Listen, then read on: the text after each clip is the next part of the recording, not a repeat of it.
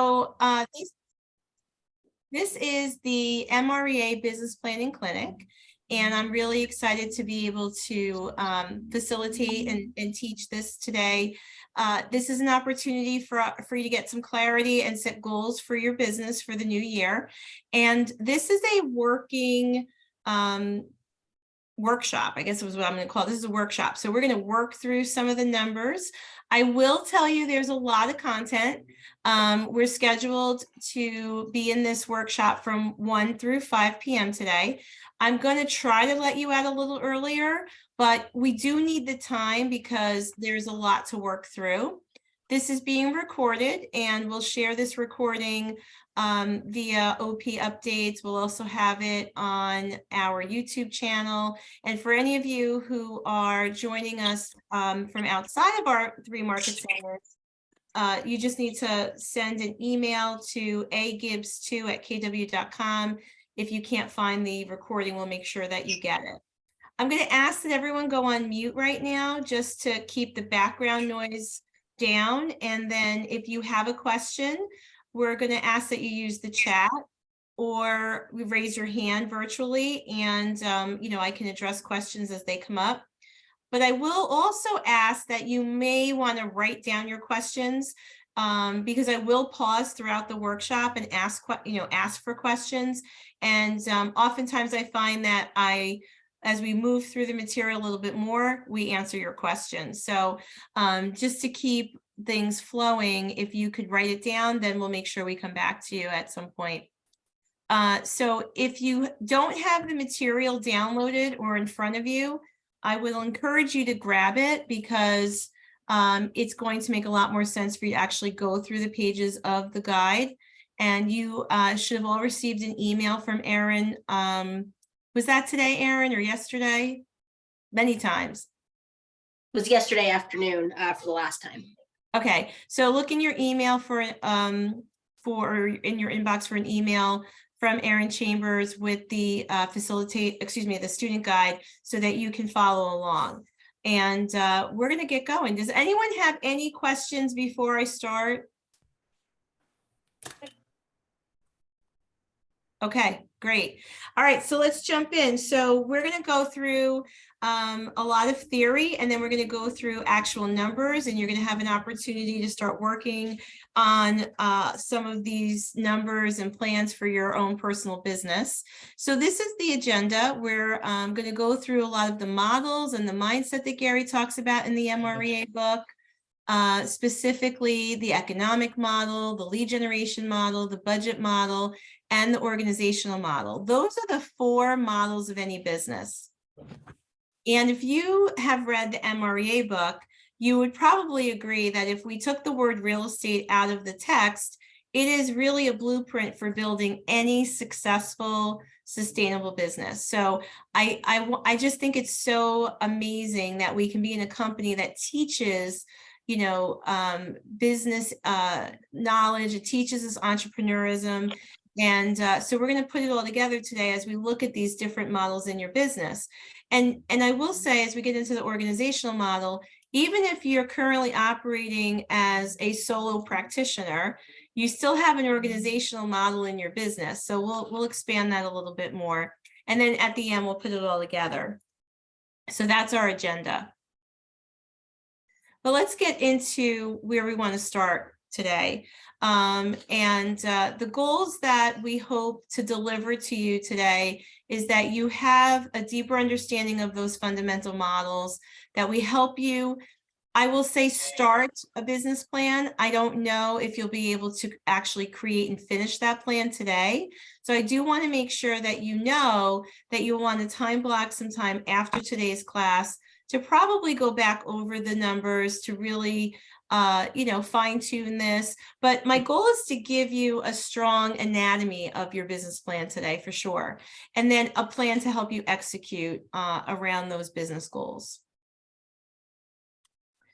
Okay, so in section 2, we're going to talk about the difference between how we build a stable business versus an unstable business. a business that is built on models is much more stable and foundationally solid. And when you build your business on models, and if you're taking notes, you might want to write this down. If I build my business on models and follow the model, I earn the right to be more creative, right? Your business needs the structure first for a strong foundation, and then that will allow you to use the momentum you're creating in that foundation to become more creative. The challenge is, as entrepreneurs, we're very creative people, wouldn't you agree? And so we want to sometimes jump in, and we want to just start right away with being creative. And we decide that, we have these wonderful ideas and we're going to just implement them as they come. And the challenge in that is that it doesn't really build a foundation. And so we're starting to build a business on rocky road. And then when we realize that we're being challenged, we want to add the models in later. And that's that figure that looks a little upside down. So that's the goal of this class, is to give you the foundation. But before we really look at how to build that foundation, let's take a moment and assess where you are currently. So if you look at your workbook or participant guide, in section 1, we're just going to backtrack a little bit. There's a page I have here, 1-1, and it's getting started. So I would like to give you a second to look at that page. The first section is where I am today. So check off the statements that are true for you. And again, part of being able to work through today's workshop is having some sense of your numbers already. So I know part of what we've given out is the pre-course work. So I'm not sure if you've done that, but that would be important for you to be able to answer some of the questions that are on the second half of that page where it says my numbers. So I'm going to give you, a couple of minutes to look at that, and then we can come back in about 2 or 3 minutes.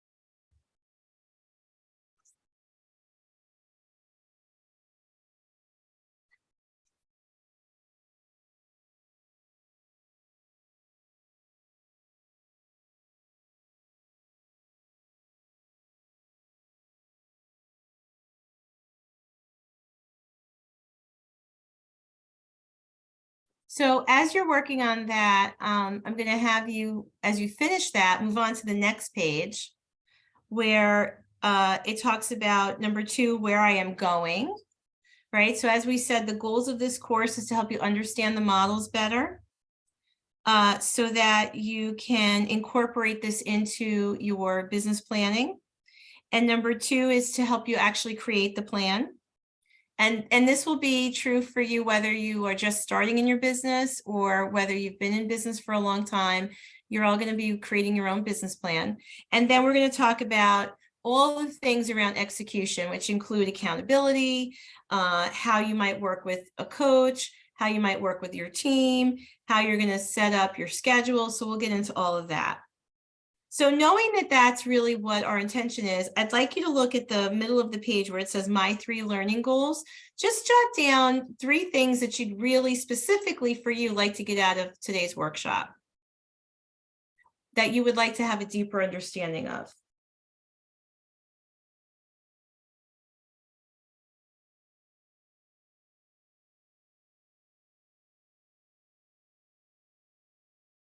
And then after you write down your 3 learning goals, if you look at the bottom of the page, how I will make it happen, choose which level you feel you're on.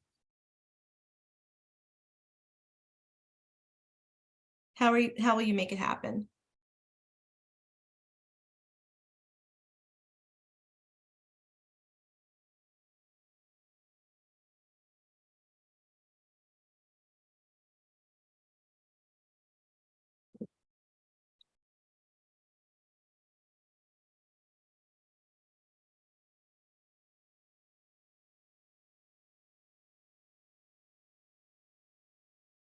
How are we doing? Everybody's good? Give me a thumbs up if you are good and ready to continue. Good. See a couple. I see half a thumb.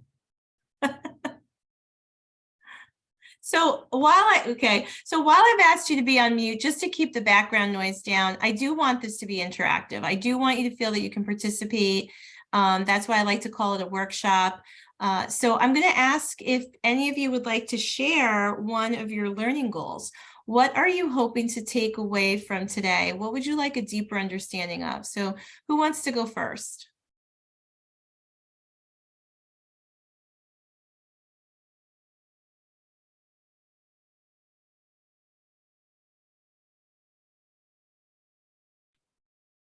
I'll go first. Okay, thanks, Madeline. Oh, okay.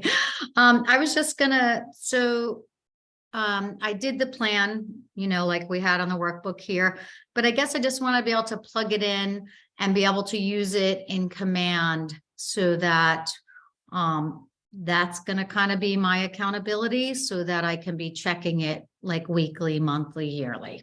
Okay, great. So you really want a system where you can have like a dashboard that you can, because you have a team, Madeline, so you want to be, yeah. And I want to use the dashboard and just be able to track the accountability of both myself and my buyer's agents, Great. Okay, great. Thank you. Who else would like to share what they'd like to get out of today? Me? Hi. Hi. So I really want to learn how to negotiate deals and how to close deals, how to make a business plan that is effective. Okay, so that's great. And you are in the business for how long? Is it Liz or Elizabeth? What do you prefer? Elizabeth. How long have you been in the business now? A few weeks. Okay, so congratulations and welcome to real estate. So today's class is going to give you the ability to create vision around goals and what are those important parts of building a business and a business plan. Some specific things that you're asking about. And Erin, maybe you can jot down Elizabeth's name so we can connect her back. Which market center are you in? New City. Awesome. Okay, so I'm sure you're coaching with Meralda? Yes. Awesome. So Meralda will be the person who can help you with specific things around like negotiating and taking offers or listing property. So, but in order to do that, you need today's class to create the vision and the goals. So you're in the right place. And there's just some other people who can help you with the bigger picture. Does that sound good? Sounds good. Thank you so much. Awesome. Thank you for sharing. Welcome. Anybody else have time for one more?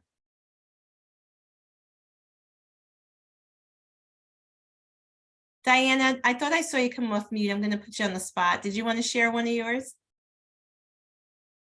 No, not really. I'm just trying to learn how to organize my business a little bit more and to figure out how to reach my goals. I mean, which I did this year, second year too. I did it. So yes, yeah. You've been doing phenomenal. And so now you just want to create more of the plan, it sounds like. Definitely. Great. Awesome. All right. That's perfect. Thank you. Thanks for that. All right, good.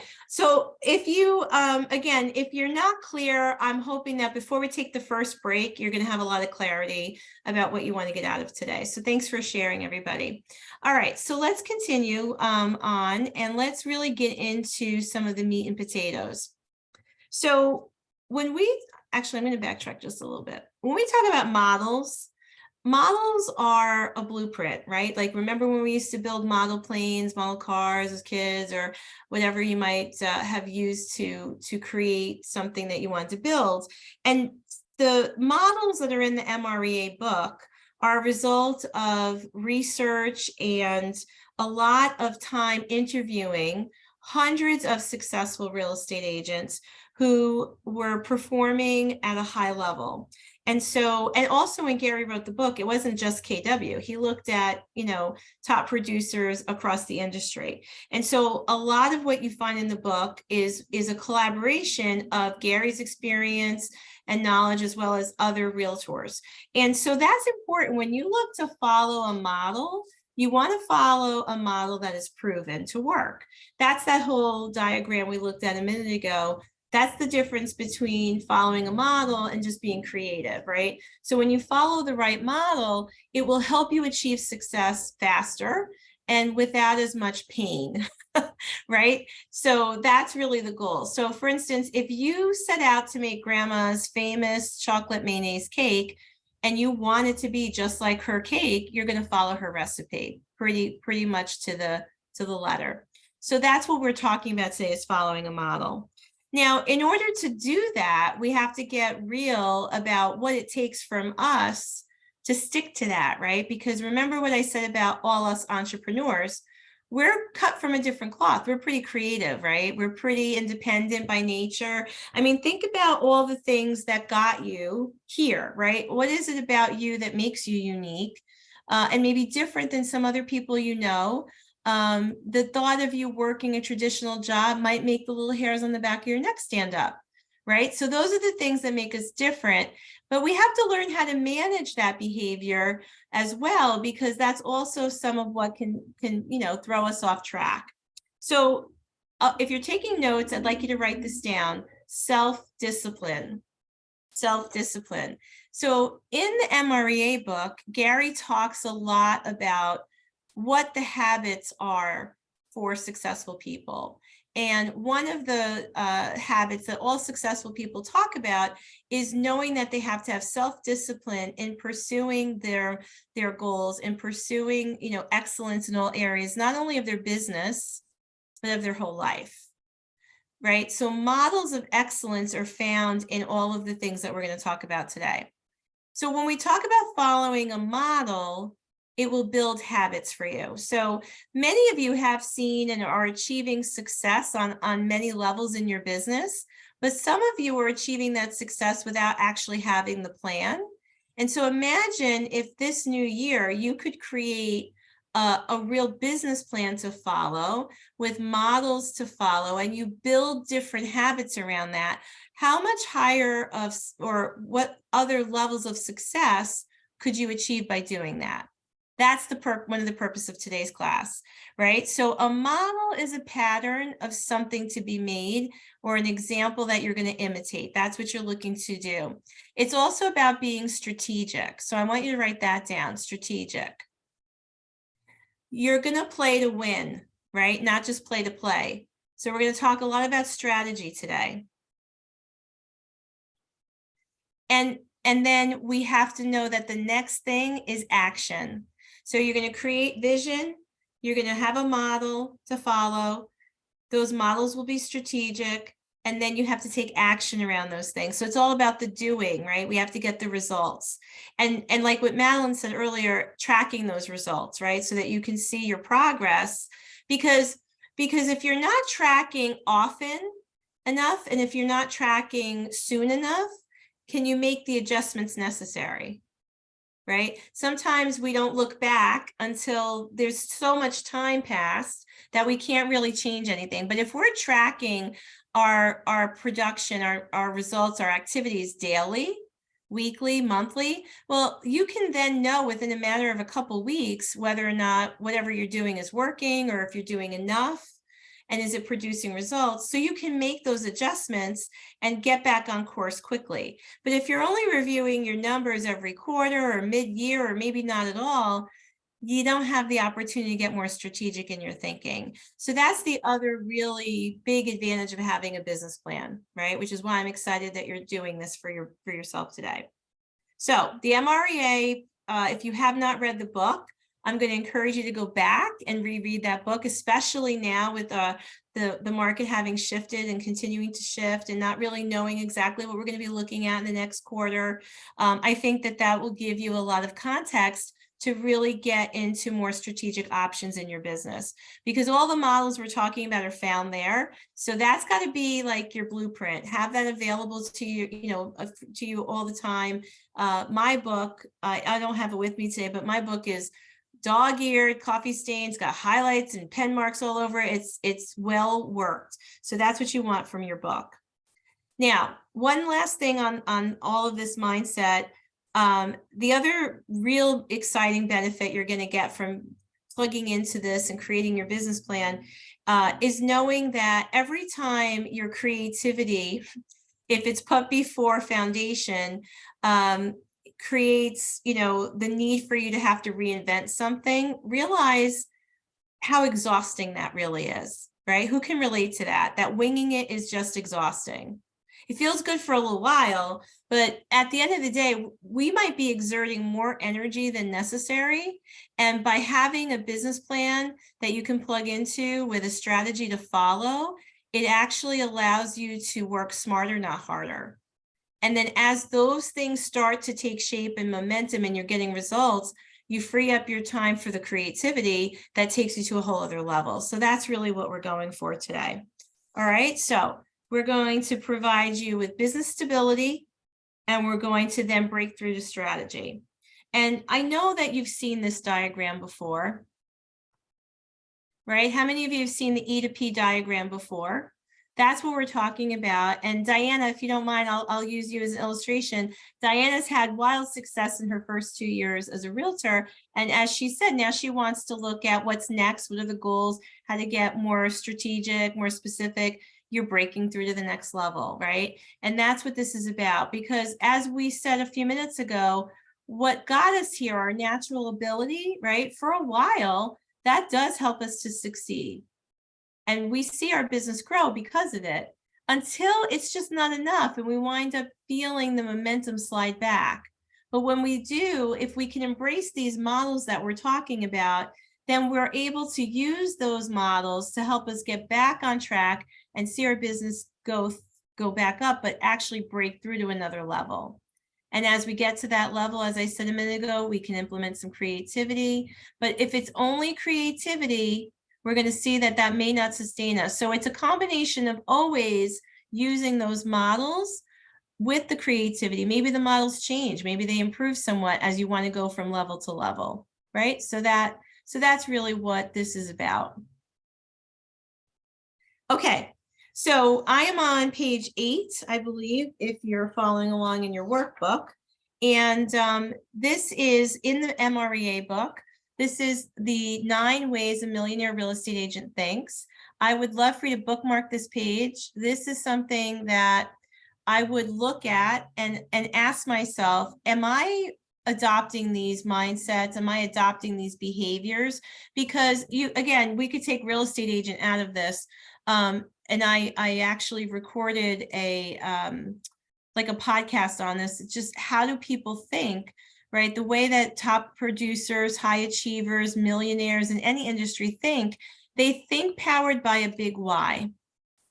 So as we get into working on your business plan today, how big are you thinking? And what is your why? What is your motivation? So write that down. What is my big why? What is fueling the goals that you want to create today? Because that's part of your foundation, right? Because this business is not easy. And when it feels like this business is getting harder, being able to connect to your big why is what will bring you back to where you need to be, to recenter yourself, to get back on track with your strategy. So this is really important, knowing what your big why is. What is the motivation for doing what you're doing? And maybe peel the onion back a little bit and even ask yourself, why is that so important? Why is that important? Number 2, think big goals and big models. We're going to talk about that a lot today. We want to also, number 3, think value and customer service and experience. Underline or write that down, experience.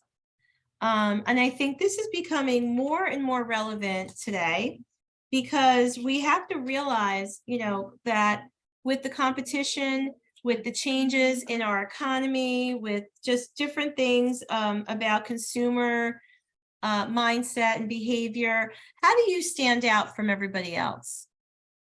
How do you provide exceptional value, customer service, and how do you create an experience for your clients that is unique, that they won't find with anyone else, right? Because a lot of people are out there saying they do what you do, but do they really do it the way you do it? And if you can get good at articulating that and helping people to connect to your unique value proposition, that's what brings you more and more business opportunities, right? And that's what keeps you moving forward when other agents are going to start to struggle. Okay. Number 4, now we built the foundation. Now we're getting into the things that will support your business growth. You want to think competitively and strategically all the time. So make a note next to that. What does that mean for you?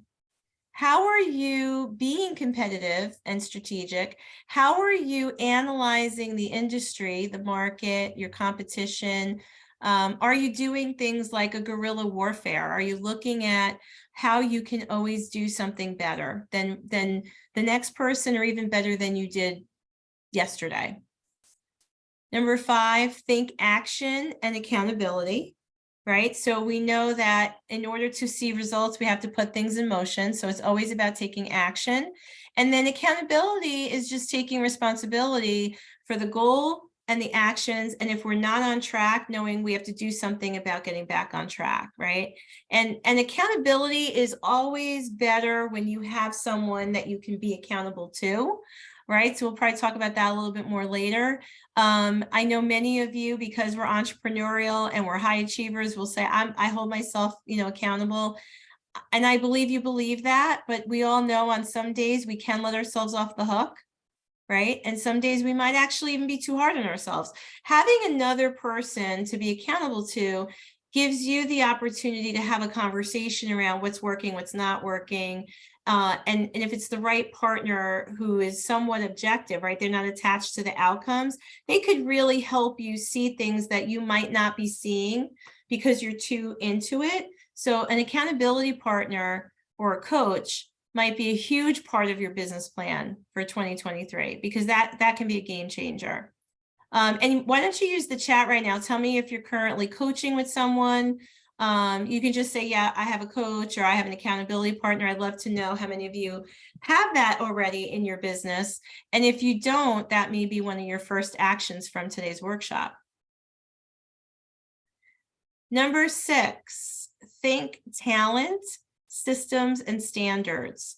So we're going to talk about that as we get more into the organizational model. We're going to talk about who you might need to have on your team.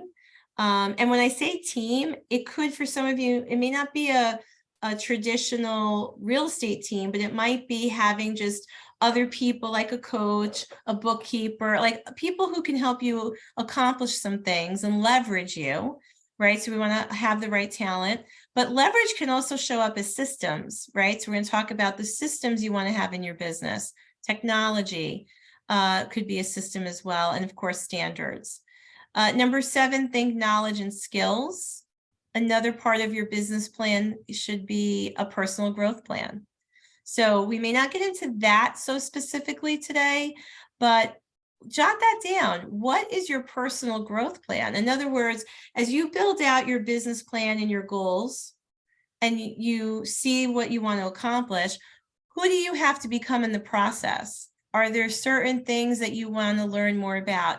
Are there certain skills you want to develop? Is there knowledge you would like to deepen, right? So what books will you read? What classes will you go to, or seminars? What workshops might you attend, right? Because growth is incremental and will happen somewhat organically, but at a very slow pace. If we're talking about achieving results on a high level, then we have to know that growth must be intentional. And your personal growth plan will give you an opportunity to plan for that growth. So we want to be learning based, right? So we want to do that. Number 8, this is the 9 ways a millionaire real estate agent thinks. They think in terms of persistence and resilience.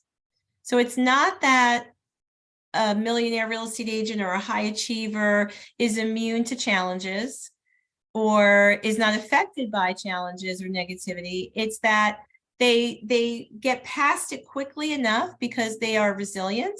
They know how to bounce back and they're pushing through, right? They've got enough grit that they're persistent and pushing through. So that's going to be a big part of your behavior this year, to stick to your business plan and to push through even when things seem challenging, right? And then number 9, profit. We think profit. So this is one of the biggest distinguishing factors between I would say a salesperson and an entrepreneur, right? There are a lot of salespeople in real estate who think transactionally. I'm going to sell a house, make a commission check, and make X amount of dollars. I want you to think bigger than that, and I want to encourage you to think like an entrepreneur. And business owners, we think about profit, right? So we know our business is a machine that is working. We have goals. We're servicing clients. Our value proposition is in action. And so we also know we have expenses. We have things we want to invest in to make our business more successful. And so at the end of the day, it's not about how much money you're making per transaction as much as it is about overall profit. How much profit are you making on a monthly basis and on a yearly basis? So you're living the life by design that is important to you. Okay, so this is in the first 99 pages of the MREA book. Any questions or comments about any of these 9 principles?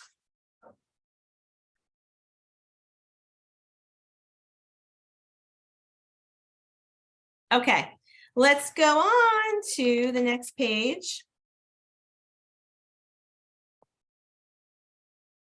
So this is, oops, go back one more. Okay, so I am going to direct your attention to, we just went through all those 9 ways. So I just kind of paraphrased several pages in your workbook, but now I'd like you to join me on page, so let's see, I have different notes. Tell me if you guys can follow along. Is it 2.11? Tell me if you found that page and what it looks like. Think, action, accountability. Is that right, Madeline? Okay, so this was one of the principles we just went through. I just want to pause on this one. When we talk about setting goals and doing the activities and measuring results, that's really what action accountability is all about, right? So when an individual has their goals written down, they're 42.1% more likely to achieve them. And I think that this is why you're here today, right? You want to be able to really put your goals down in writing. And we know that we talked a little bit about accountability, but this is important to know. Individuals who have an accountability partner or who are in accountability are 77.6% more likely to achieve them. That's pretty huge. So if you're serious about having a big year and being really successful, then having a coach or an accountability partner would probably be the next step if you don't have one, because that really, narrows the difference between setting a goal and achieving it, right? So I just wanted to make sure that that was something that I mentioned. Now I stopped on this slide because how many of you have seen this before or do a 411 currently? Is anyone doing a 411 regularly? It's okay. You're not, I get it. This is something that we need to do a better job teaching. So that's why I wanted to pause here. So as far as like our staff, everybody on the staff does a 411, myself included, and we share it with each other or the people that we're accountable to. And so this is something that will help you really focus. So the 411 is an accountability tool. It's a focus tool. And it's going to help you really zero in on the most important activities that will get you to your goal. And if any of you have questions about this or some other things that we might touch on during the workshop today, and we don't have enough time to get into it on a deeper level for you, just send me a note, agibbs2, the number 2, @kw.com, and I'll be happy to backtrack with you or get someone to help you. But the 411, it stands for 4 weeks. We're working from the bottom up. 4 weeks, 1 month, 1 year. Okay. So when you're done with your business plan, I would recommend that you use this 411. And what you do is you pull out your annual goals. And it's probably 1 or 2 things. Like it might be, depending on how you process your path to a goal or what you want to focus on. Most agents focus on an income goal, right, for the year. Or it could be a volume goal for your business, or it could be, a number of units closed for your business, right? All of you are going to have a little different way of looking at that. But whatever the big goal is, that's what you put there for your annual goal, right? And then you're going to work on this 411 each month and each week by then taking a look at what month you're in. So you're always going to be aware, you know, like some of the goals you have in January are going to look different than some of the goals you might have in June. So it's very much at the moment. What are the monthly goals now that you're going to focus on that will get you closer to the annual goal? And remember the one thing, right, that in order to achieve extraordinary results, we must learn to narrow our focus. And for a lot of us, that's counterintuitive because we think we need to have a lot of things in front of us, or, you know, several goals that we must achieve or work on at a time. But it might just be one or two things. It could be a very short list, but that it will get you closer to your annual goal. And then you will take time each week and you're going to set your weekly goals for the week, not all 4 weeks at once, 1 week at a time, right? Because at the end of the week, you want to review what you've done, what you may not have gotten to, or something new showed up in your world. And so week 2's goals might be different than what you thought they were going to be. And that's why we want to do them at that moment. So you're setting in motion a plan to really focus on those 20% activities. That's what this 411 is. And I find that it helps me focus. It helps me establish a relationship between the activities I'm doing and the goals that I have, because I don't know about you, but I know I can find myself getting lost in doing a lot of stuff and it feels important, but then I realize, you know what? It's really not moving the needle towards that big goal. I mean, I'm doing things, but the 411 tool really helps me zero in on those big rock items. And when you add a peer partner or an accountability partner to the process, that's where things really start happening, right? Because now you have someone who can, you know, help you really analyze how you're doing, if you're tracking towards your success, and helps you to keep on track.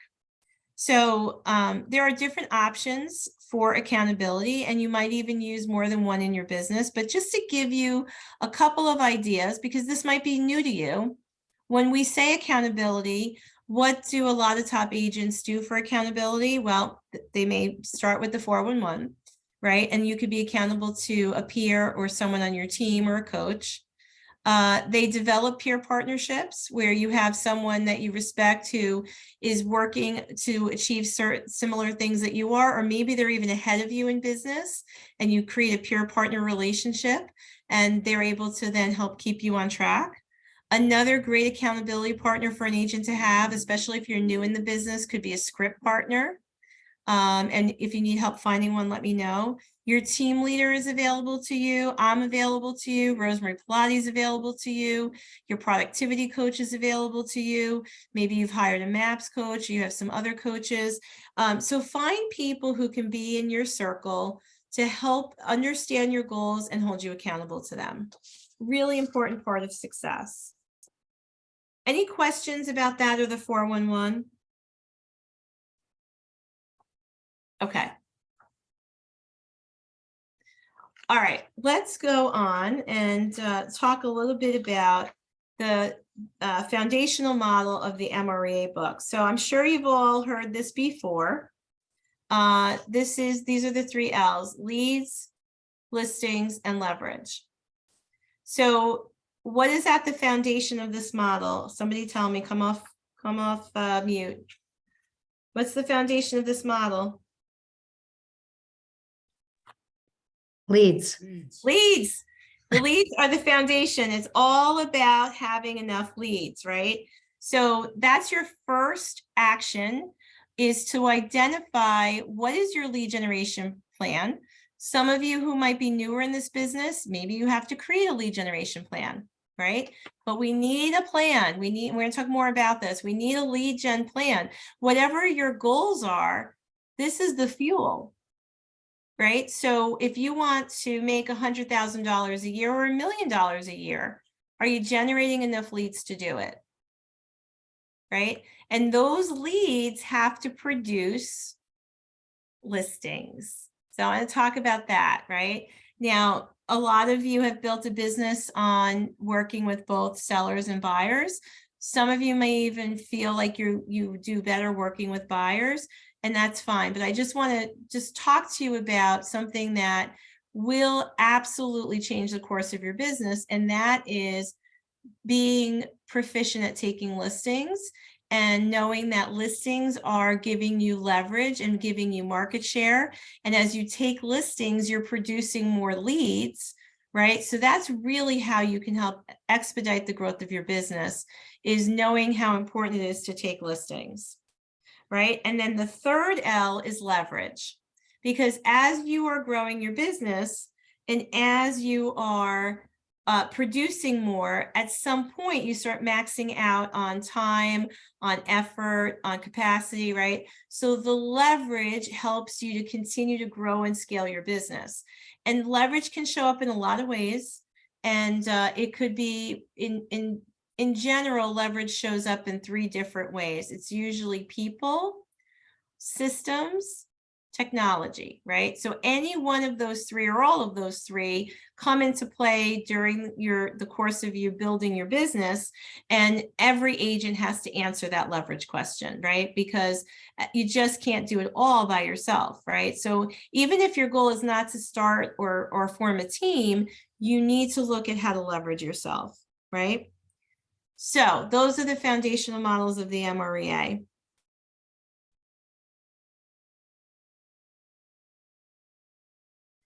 Now, the 5 fundamental models we're going to talk about today used to always be 4, it's now 5. The economic model, the lead generation model, the budget model, the organizational model, and the expansion model.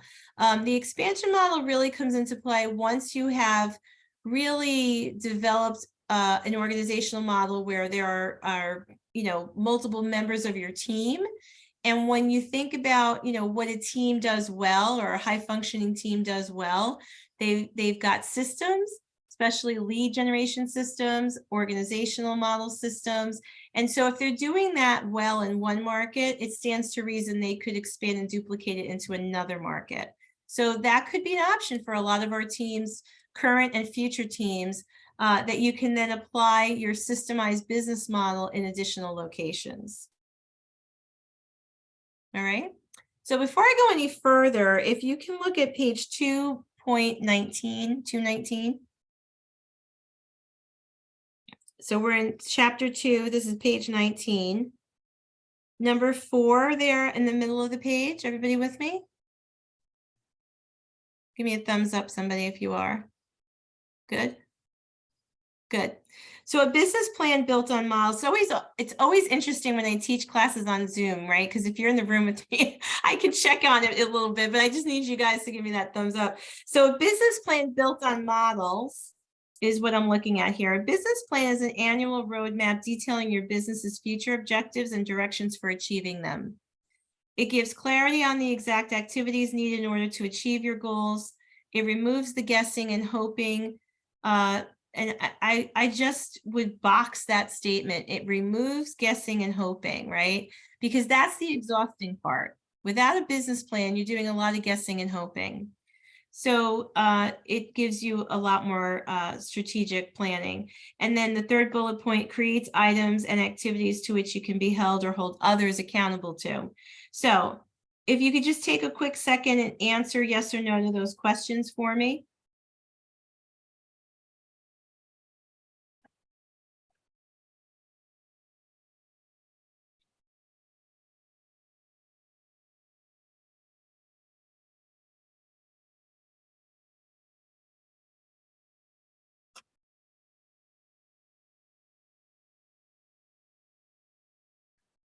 Okay, now you should be able to turn the page and you should see the 5 fundamental models that we're looking at on the screen. All right, so the economic, lead generation, budget, organizational, and expansion model. These 5 fundamental models are really the building blocks of your business and your business plan.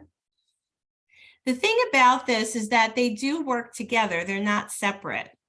Okay, so your economic model is working with your lead gen model. Your lead gen model is actually funding your economic model, right? And then your budget model is working in conjunction with those two because it's telling you how you're spending your money, right? And then you have your organizational model, which is showing you where you need leverage and then how to hire and put the right talent in.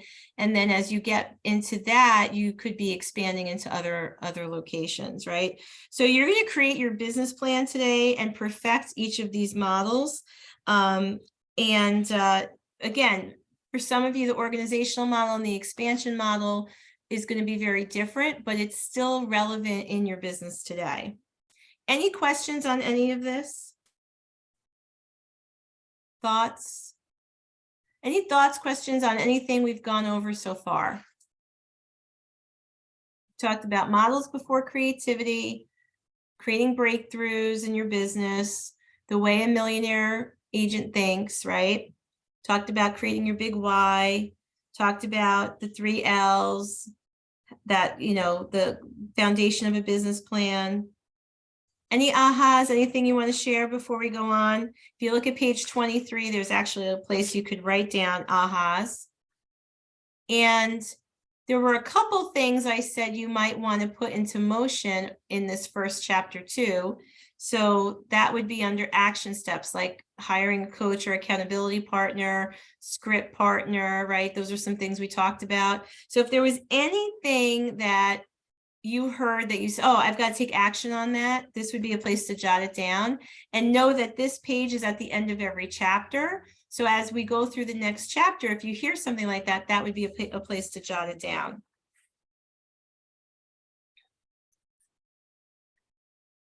All right, if you're ready, we're going to go into section 3. Anybody have anything they want to say? Oh, I see. I got to check the chat here. Erin, are you back with me? I haven't left yet. I'm leaving at 2. Oh, okay, good. And then I'll be I can't back. see everybody on the screen. Okay, so Erin, thanks. You're monitoring the chat. I appreciate that. All right, awesome. All right, so let's go into the economic model. Roll up your sleeves, gang. This is where we get into the meat and potatoes.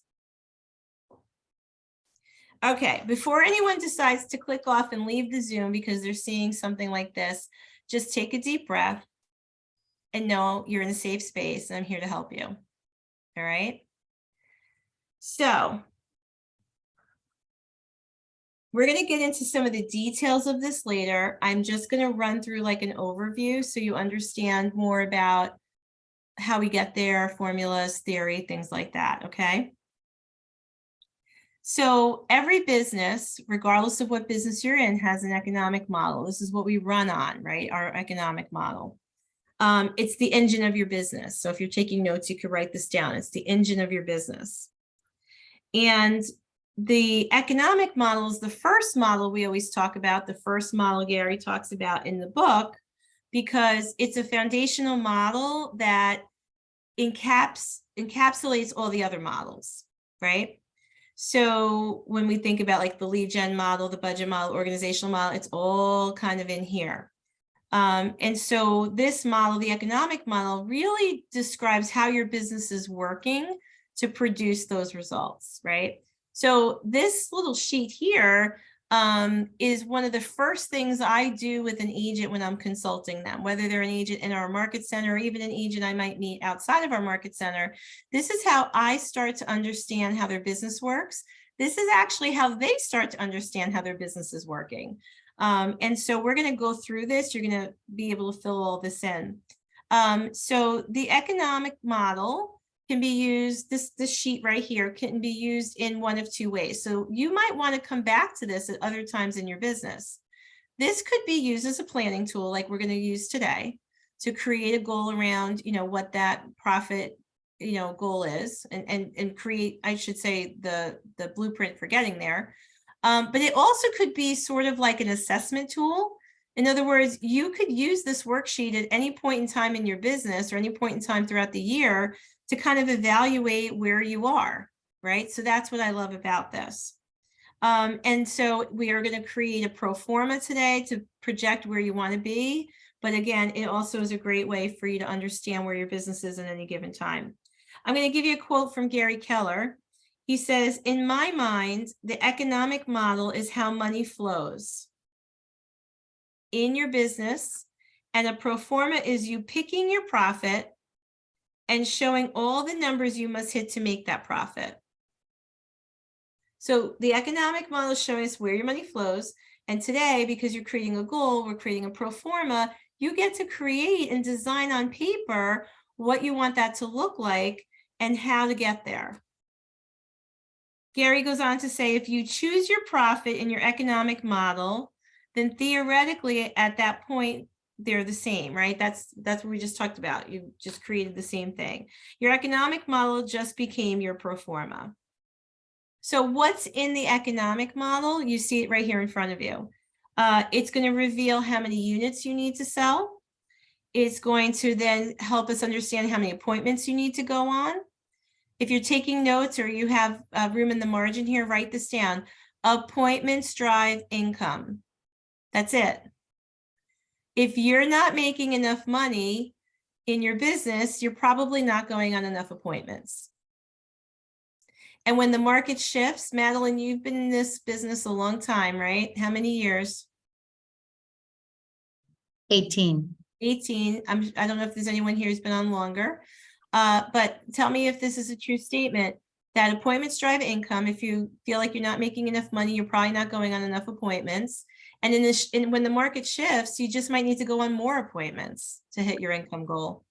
Yeah, you definitely have to go on more appointments. You have to have more listings. You have to have more under contracts. You basically have to have more of everything to be able to hit probably the same numbers that maybe you hit last year or the year before. Right. Thank you. So remember we talked about the 9 ways a millionaire real estate agent thinks, and we talked about resilience, right? That's why, because we know this business is always going to be secular. Business is going to ebb and flow. The markets are shifting and will shift again. And so whatever is happening in the economy or the market itself does not have to say or predict your success or inability to be successful. It just tells you how to do it, right? So the way you do it now is going to look different than the way you did it a year ago. And it may be different in 6 more months, right? So that's why we know when we create these goals, we have to then get into the strategy, right? Because now we have to know if this economic model says I set a goal to close 20 deals, then I need to know how I'm going to get enough appointments to have enough people to say yes to taking, for me to take those listings, and how many of those listings do I have to take to have the number of listings that I need to sell. So we're going to look at all that and the conversion rates along the way. So just realize that, it is all about the activity behind the goal, right? So this is going to show us exactly the numbers we have to hit. It's going to identify wherever we might need to improve. That's why also when we looked at the 9 ways a millionaire real estate agent thinks, we talked about improving our skills and being learning based, right? Because as you track your numbers, as you set the goals and track your numbers, you're going to see like, okay, so I've gone on 10 appointments and I've only taken 1 listing. What's going on there, right? Why is my conversion rate so low? It's going to start to give you the ability to analyze and reveal, oh, maybe I need a different listing presentation. Maybe I need to use different scripts. I need to improve something around my skill set that will help me see better conversion, right?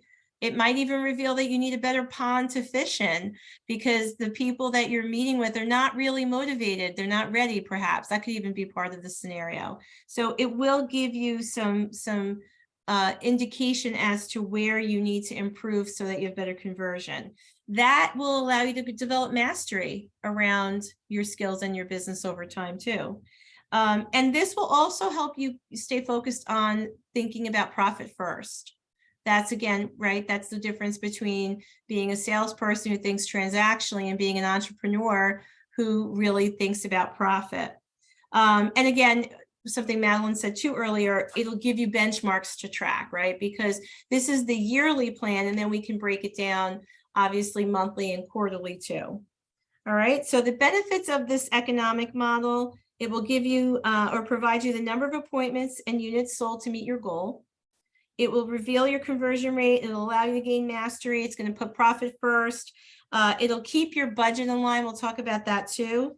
It'll provide you benchmarks to hold yourself and your team accountable, and it'll allow you some insights, right, to improve more of your economic model. Any questions on this so far? Like I said, we weren't going to get into specific numbers. I just want you to start to understand what this looks like. Any questions so far? All right. If there are, let me know. Oh, let's just, all right. So what we're going to do here. So let's just run through this quickly. Let's say your goal is to net $100,000. What you have to understand about that is that may be the amount of money you want to take home, right, for yourself. So your number could be different, but this is a good round number. Oh, I'm sorry, $1 million. This is a good, yeah, sorry. This is the MREA book. Remember, everybody, this is the big number. So let's say our goal is to net $1 million. Don't get weirded out about that, okay? It doesn't matter if it's $1 million or if it's 100,000. It is about understanding how this works in terms of formulas and how it flows. So whatever your net income goal is, that's your goal for you to take home for yourself and your family, yes? You have to understand and accept that in order for you to net $1 million or $100,000, whatever it is, your business has to generate more than that in revenue, because you have operating expenses, right? You have, and in your operating expenses, it's whatever you're spending to operate and market your business. And there might be some expenses in there that you want to also plan for that will help you get better at your business, right? Like going to family reunion, mega camp, hiring a coach, right? All of that is part of your operating expenses. And then we have what is called cost of sale. That cost of sale is the amount of money that comes off the top of a transaction, right, that you would pay out to generate the sale itself. So what do I mean by that? It's your split with your broker, it's your franchise fee, and it might be a referral fee, right? Anything that comes off the top. Now, for those of you who have a team, obviously splits with your agents would be cost of sale too.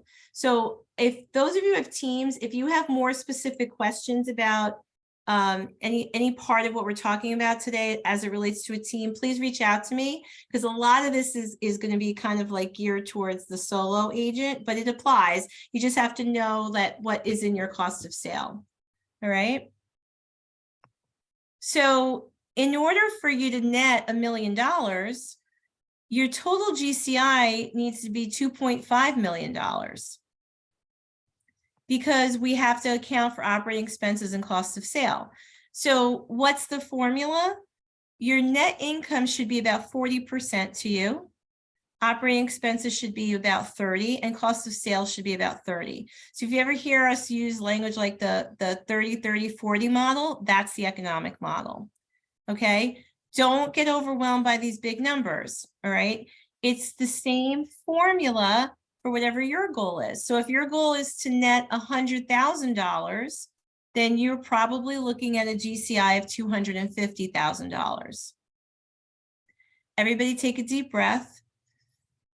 Exhale, and know that it's okay, because we're going to actually work out how you get there. Because somebody right now is thinking, oh my gosh, I can't generate that. Yeah, you can if you have the right strategy. Because here's the thing, if you're not creating the right plan, and if you're not really focused on the right numbers, you're always going to fall short, right? So what happens is agents will say, I want to make $100,000. And they think that that $100,000 is going to them, but they're creating a plan that generates $100,000 here total. And so what happens is you start spending money personally that you might need for operating expenses, that you then don't get to have the same choices to make in investing back in your business, or you don't walk away with the $100,000 you really wanted to make. You wind up feeling like you're making less. So this is about understanding the big picture, right? If you owned a bakery, you would know that you would have operating expenses and cost of sale, right? That you wouldn't net every dollar that comes into the cash register, right? Are you with me? So it's no different in your real estate business. You can't net every dollar that comes in because your business has to be treated like a separate entity. So tell me what thoughts or questions or concerns you have before I move on. Any thoughts, questions?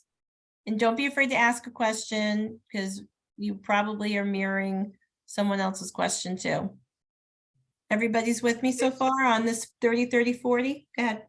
This chart here, is this a fairly realistically doable thing for a solo agent? 100%. When you ask me that question, what are you looking at? Remember, don't look at these. 333 seller appointments. Okay, so what you're looking at is this. This is, I've taught this class for 10 years and I've said this every year, so let me say it now too. I sometimes wish they didn't put these big numbers in because I know it is overwhelming to look at. What I want you to focus on is this, the percentages, right? So you're going to put in your number here, right? Because then it's going to change as you put in your number. You're not going to need 300 appointments. You might need a lot less, right? But it's the formula that I want you to look at. Does that make sense? Let me fill this all in. So this is probably more of a plan for a team, right? That is going to be working together to get to $1 million in net income. And if we were together in a classroom, I'd probably do this for you on a whiteboard. So if we have a goal here of $100,000. So everyone grab a blank piece of paper and just do this with me quick. So let's just use $100,000 because it's a nice round number. Some of your goals might be bigger, maybe a little smaller, but let's use $100,000. And this is a great question. I'm glad you asked it.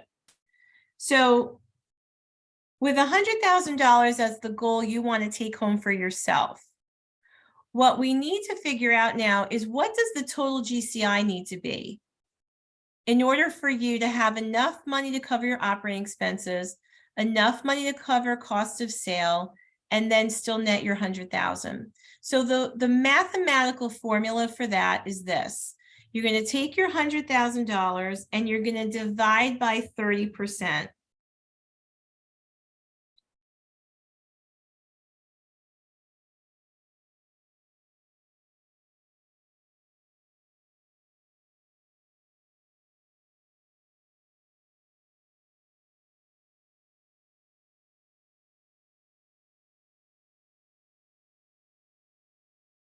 Everybody with me? Oh, I'm sorry. Did I say divide, multiply? Sorry about that. Take $100,000. I don't mean to confuse you more. Take $100,000 and multiply that by 30%. What do you get?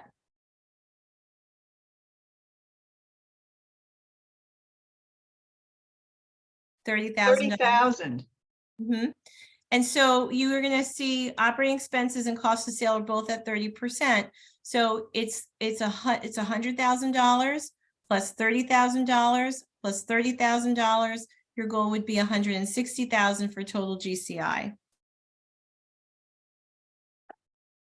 So you said that in the beginning that this example that you're showing on screen is doable by one agent, but then a little bit later you said, well, this is more realistic for a team. No, because I wasn't sure. So let me clarify. I wasn't sure what you were asking me. So as I said, when we first started this slide, I don't want you to get hung up on the actual numbers that they've used in here. Can you see my mouse scrolling around here? What I need you to focus on is this. This is the structure and these are the percentages. You're going to put your own, oops, sorry. You're going to put your own income goal up here. Keller Williams uses this $1 million as a goal. And if you're asking me if netting $1 million in income is doable for a single agent, I would have to know what your plan was to get there, but that's a bigger number that is probably going to be achieved by a group of agents working together on a team. You're not setting your goals, I don't think, for $1 million in net income. So I just need you to use this to get your formula straight. Does that make sense? Yes. Yeah, so I apologize for that confusion, right? But if I had the ability to erase all these numbers, then we would be able to just use this and figure out what exactly is your income goal and how much does your business need to create in total GCI for you to be able to have your income goal plus enough money for operating expenses plus cost of sale. Questions? Any other questions? Madeline? I can't hear you. Did you mean Emily or? No, Madeline. Okay. Can't hear you, Mad.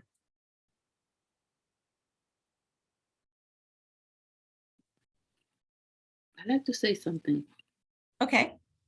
I have to go pick up my son in school. It's going to take me about 10 minutes to go and 10 minutes to come back. Okay. Okay. No problem. Thank you for letting me know. Yes, but I will be back. Okay, no problem. All right. Any other questions? I'm just looking. Hi, Anna. I'm Hi. looking at the breakdown here, and it Mhm. says, based upon what you have, with the net income is 40%, Mm-hmm. and then the operating expense 30%. Can you just expound on that a little bit? The 30% of what? I'm trying to work the numbers here, but Yeah, so what happens is you're working backwards, right? So you're starting with your net income goal, and then you have to do the math to figure out what that percentage. So so we're looking for the bigger number, so we have to know what percentage 30% comes to be, and cost of sale is also at 30%. So when you add those three together, you get the total GCI number. So you can't predict what that total GCI number is until you know what the net income is going to be. Like, what is your net income goal, right? And then the mathematical formula I gave you is going to help you identify what 30% of this bigger goal is. And when you add them together, that's how you get the total GCI. So Madeline. Anna, how did you arrive at the average commission amount? So we didn't get there yet. Again, remember, I know it's confusing. Try not to get locked into their example, just the specific numbers, just focus on the structure and the formula. So when you decide what your net income goal is, and you identify your operating expenses, your cost of sale, and you add that together for your total GCI. And again, let's just use $160,000 as the example. Now you're going to look at what is your average commission amount. So if you've been in business, you should be able to know what your average commission is gross per transaction. If you're new to the business, then I could give you the Market Center's average, and you could put that in there. And then what you're going to do is take that average commission and divide it into the GCI number, right? And that will tell you how many units you have to sell or close at that commission per unit to get you to this number, right? So again, for some of you, especially if you're doing this for the first time, if you're newer in the business, just try to absorb as much as you can about the thinking behind it and the formulas. And if you have questions about some specific numbers, my email again is in the chat. I'm very happy to go over this with you. That would be really specific for your business and do it with you side by side rather than trying to do it all at once here. But you would need to know a little bit about your business or what the average might be in your market, right? For you to have that average commission amount. So if I'm using $160,000 total GCI, let's do a pretend formula, right? A pretend scenario. and the average commission in my market is $7,500. When I divide that, it's 21.33. Can't sell a third of a house, so I'd round that to 22. So in that example, I would need to sell 22 units. Is everybody with me so far? I'm up, oops. I'm still up in here. Are we doing okay? Yes. Okay, Could so you, I know you mentioned some of the things that go into cost of sale. I'm surprised that the operating expenses are that much in a way, but I guess there are so many things you could consider to be operating expenses. But yeah, for cost of sale, could you, beyond the, I guess you would include your MLS fees, your, that would be an operating expense. oh, that would be operating. So your cost of sale is the split with your broker, your franchise fee, any referral fees that you might pay out, if you're a team and you're splitting, or there's revenue share with other agents, that would be a cost of sale. And here, so look, you're asking a great question that a lot of agents ask. I think that this is the formula that will set you up for overall success and profitability. Now, when it really shakes out for some of you, is it possible your cost of sale might be a little less and maybe it's only 21%? Sure, it's possible. But here's the difference. If we're budgeting for 30%, what's the worst that can happen? You'll have extra money in your operating expenses at the end of the year, right?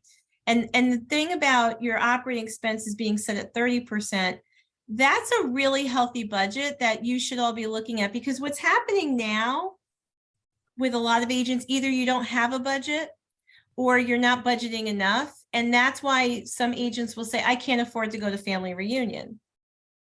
But if you build it in, right, that's why the operating expenses are set at 30%. So if you knew that you had, let's say, $30,000 that you could really, could create a pro forma around for how you're going to spend that money, and you work it out where you're producing the results and therefore producing the revenue to go into the operating expense category, you could do things like go to family reunion, hire a business coach, do more marketing, right? So that's really what this is about. It's about getting into the mindset and creating a pro forma of what you want the business to look like. And the more money you have to invest back in your business just gives you more choices for real, business development. Does that make sense?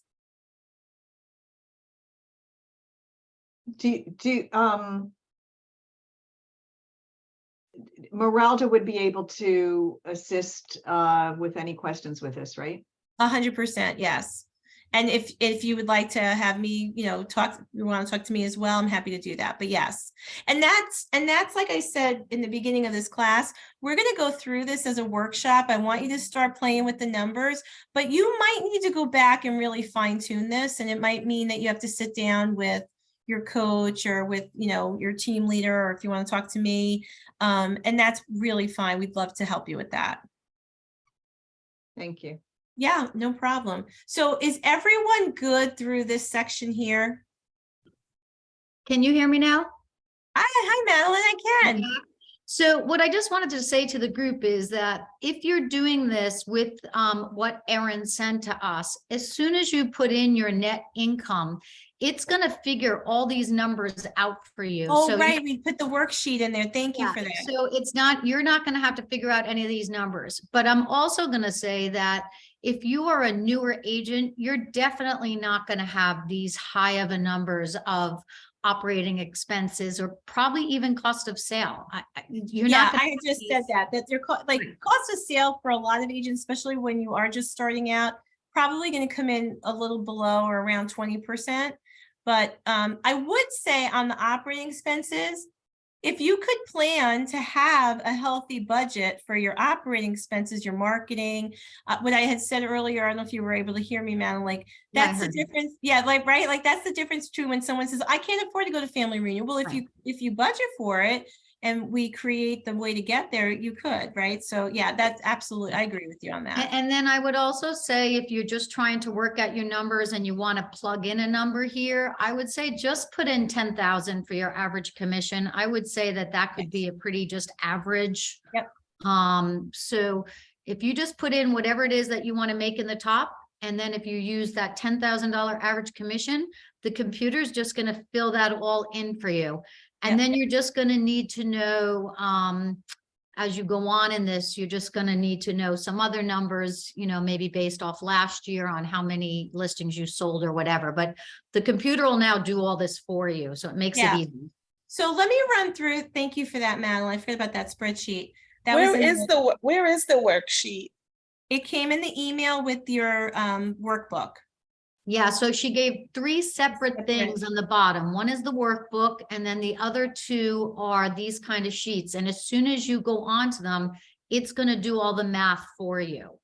So just enable your computer to edit. So this way, when you put in your numbers, it's going to do the math for you. So on the top, it's going to come up and say enable editing. And if you click yes, once you put in a number there, it's going to fill in all the rest for you. Yeah. Thank you, Madeline. Mhm. All right, so I want to just go through this quickly too. So now that you have the big picture of what that total GCI number is and how many units you have to sell, because you know your average commission, Madeline is right. Use 10,000 if you don't know your exact.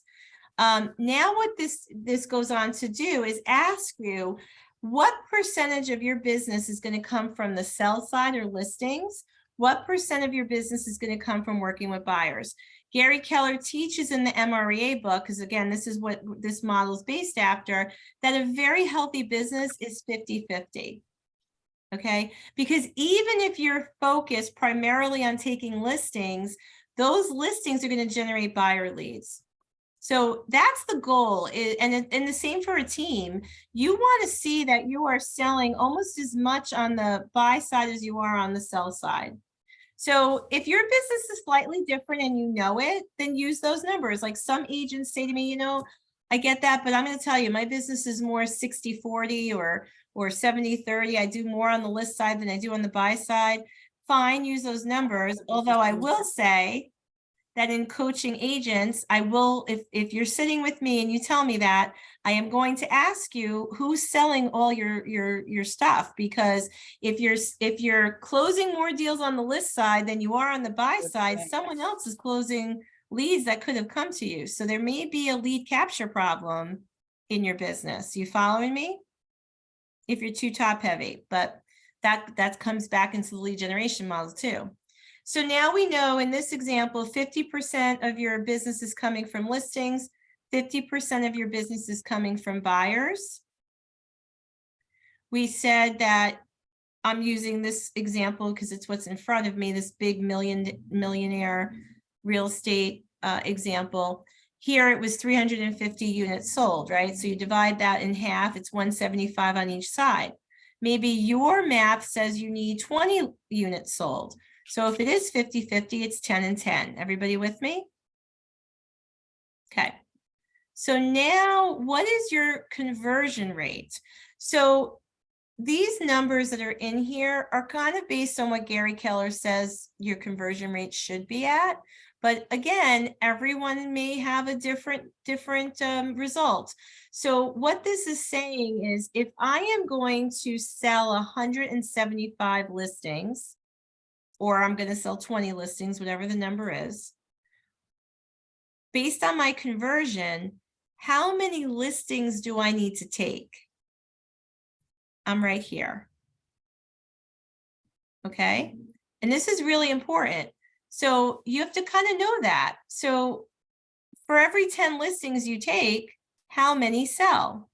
And they may sell or not sell for different reasons, right? Sometimes it's just the calendar runs out and a listing you took in October doesn't actually close until the next year, right? So it could be that you took some listings that were overpriced or not marketable, but we know that there is going to be some fallout. So you need to be clear that whatever number of listings needs to sell, you may need to take more than that in order for you to actually close that number. And that would be based on your conversion rate here. Everybody with me? So it's always working backwards. That's what we're doing, working backwards sort of. And now if I need to take a certain number of listings, how many appointments do I have to go on? Because not every appointment I go on yields a listing, right? So that's a different conversion rate too, right? So Gary's saying that a skilled agent should be able to convert at least a 75% rate, right? So that means you're taking 3 out of 4. If you go on 4 appointments, you're taking 3 listings is basically what that means. So that will tell you exactly how many appointments you need to go on per year. Divide that by the number of weeks and months, and it'll tell you exactly what you have to do every week.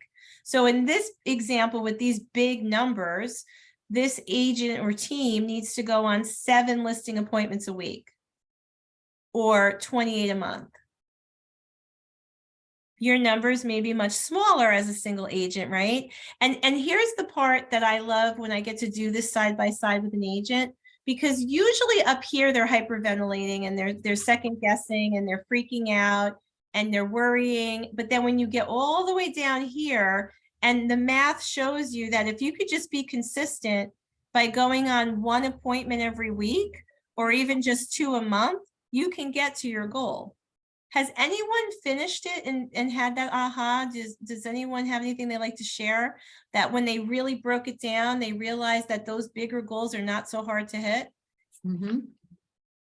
Good. It'll make more sense when you put your own numbers in. Yeah. And so you'll find that's it. So of all of these numbers, and of course we do the same thing on the buy side.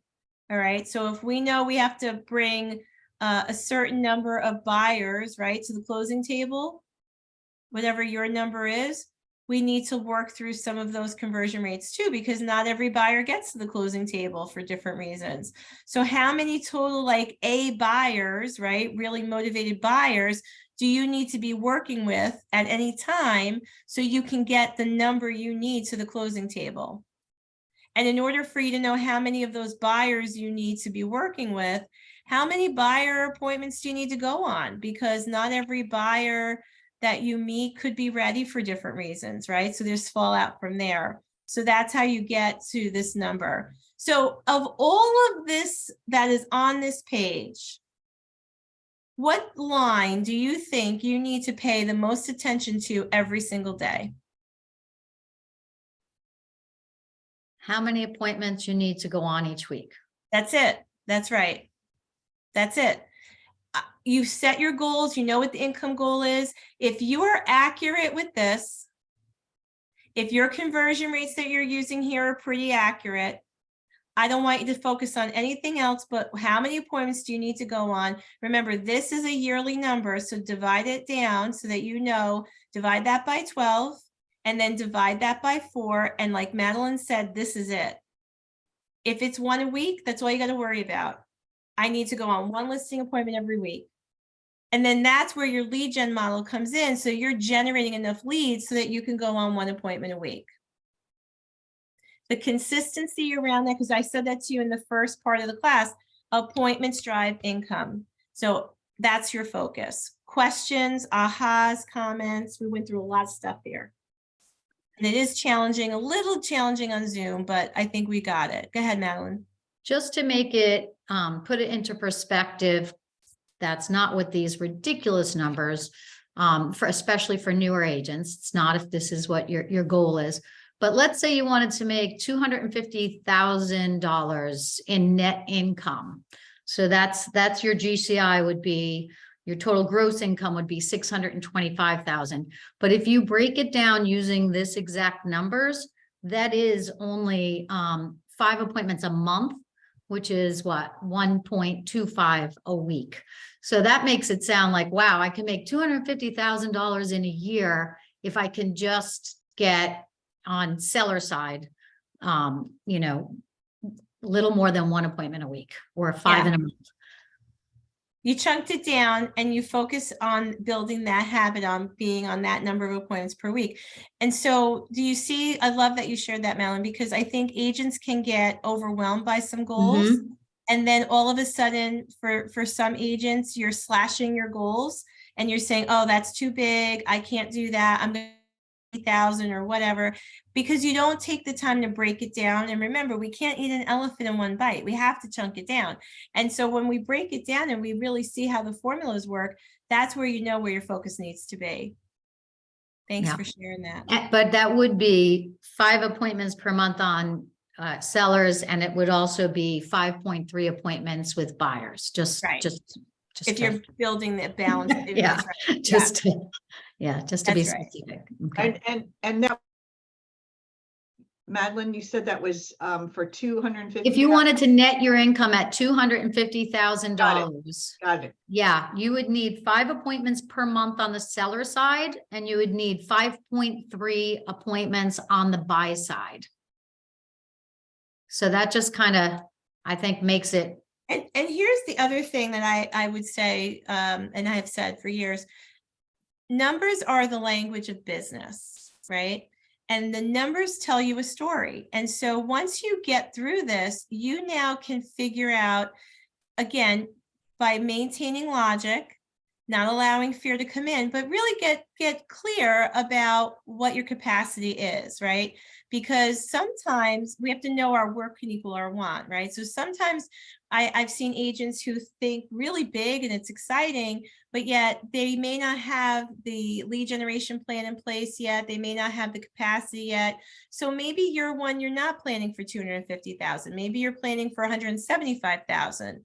Because when you do the math and you see what it takes in terms of activity, that's a much better cadence for you to get started, right? And then you scale up from there.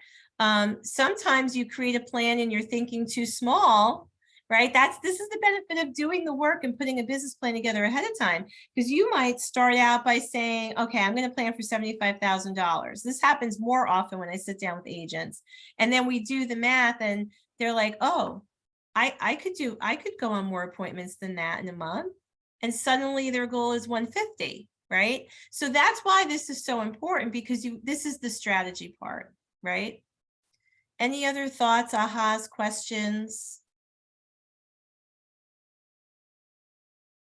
I'm going to say that it also depends on the market. So like if I'm looking at this now, what it makes me think about is in these last 2 years when it was so difficult because there was so many multiple offers, I'm going to say these numbers would have been skewed in a different way. So this is probably coming back now where we're more in a normal kind of market right now. So these numbers are probably going to work again. But when I looked at my numbers for last year, I definitely had 60-40, let's say, sell side, buy side. And even though I have buyer's agents who are working a lot more leads, because it was so hard to get a buyer to actually buy the house because there was so many offers. So I think these numbers, depending on what kind of market you're in, I mean, this is a great average and we're probably going back into this kind of market. But I'm going to say if you're looking back at last year or the year before, your numbers probably were going to be different. Yeah, definitely. Mm-hmm. Yeah, and that's why it's important. You have to do a business plan every year. Some agents do a business plan every 6 months because things change and they're recalibrating, right? Or at least reviewing the business plan, to see if it's still working. So you make a great point, Madeline. Mm-hmm. All right, let's move on. And again, if you have more questions, just know you can reach out to me anytime. So basically, just to put some things in perspective, when we're looking at achieving our goals, it's about performance plus the investment you're making. That's what determines your outcome, right? So when we look at these goals and how to get there, performance is your behavior, your skill level, your ability, and the resources available, like the leads, how many leads you're generating, the number of appointments you're going on, your talent level, as well as the people you're working with, the systems you're using in your business, the tools, right? And then in terms of investment, how much time you're putting in. Obviously, if your cost of sale is higher or lower, that's going to impact your profitability or your profit level. And then, of course, the amount of expenses. Now, while I was just talking about making sure you don't undercut what your expenses might be in your business and plan for you to have money to invest in your business. I also want to say that when we are in a shifting market like we are now and in a recession, we do want to be smart about our expenses. So this is not about just, running a lot of things through your business. You really want to be judicious about it, and you really want to ask yourself important questions around expenses and look at your expenses as an investment, right? So what is the caveat of a good investment? How much return on the investment you're going to make. Exactly. The caveat of a good investment is the ROI, the return on the investment. And so that's what I want you to think when you think about spending money from your business.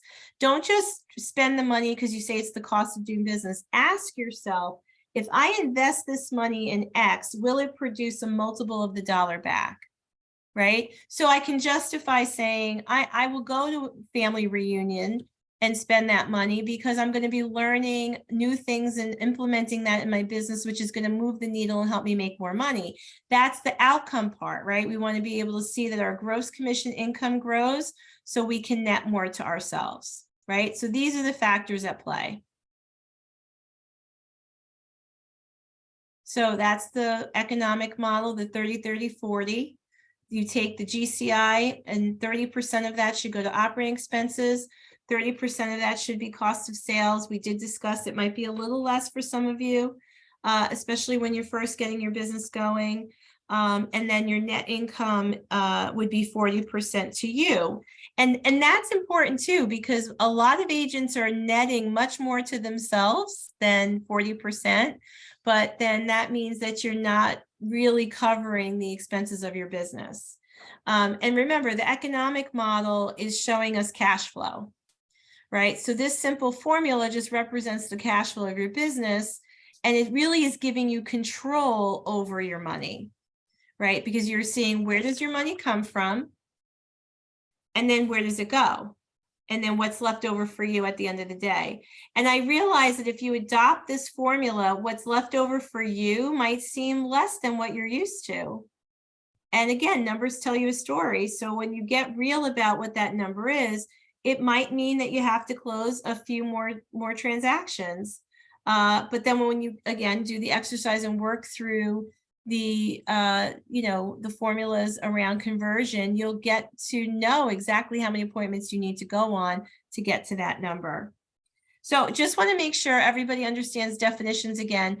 GCI, gross closed income, that's the revenue from the transaction itself. Like when you come back from a closing with the check made payable to the brokerage, that's GCI. Operating expenses, all the expenses that are related to your business, including marketing, rent, if you pay office rent, or if you pay salaries, or you buy equipment, or advertise, or you go on family reunion trips, or whatever, pay your dues, that's all operating expenses. And then cost of sales, that is the amount of money related to making the sale itself, right? That what the cost is to making the sale itself.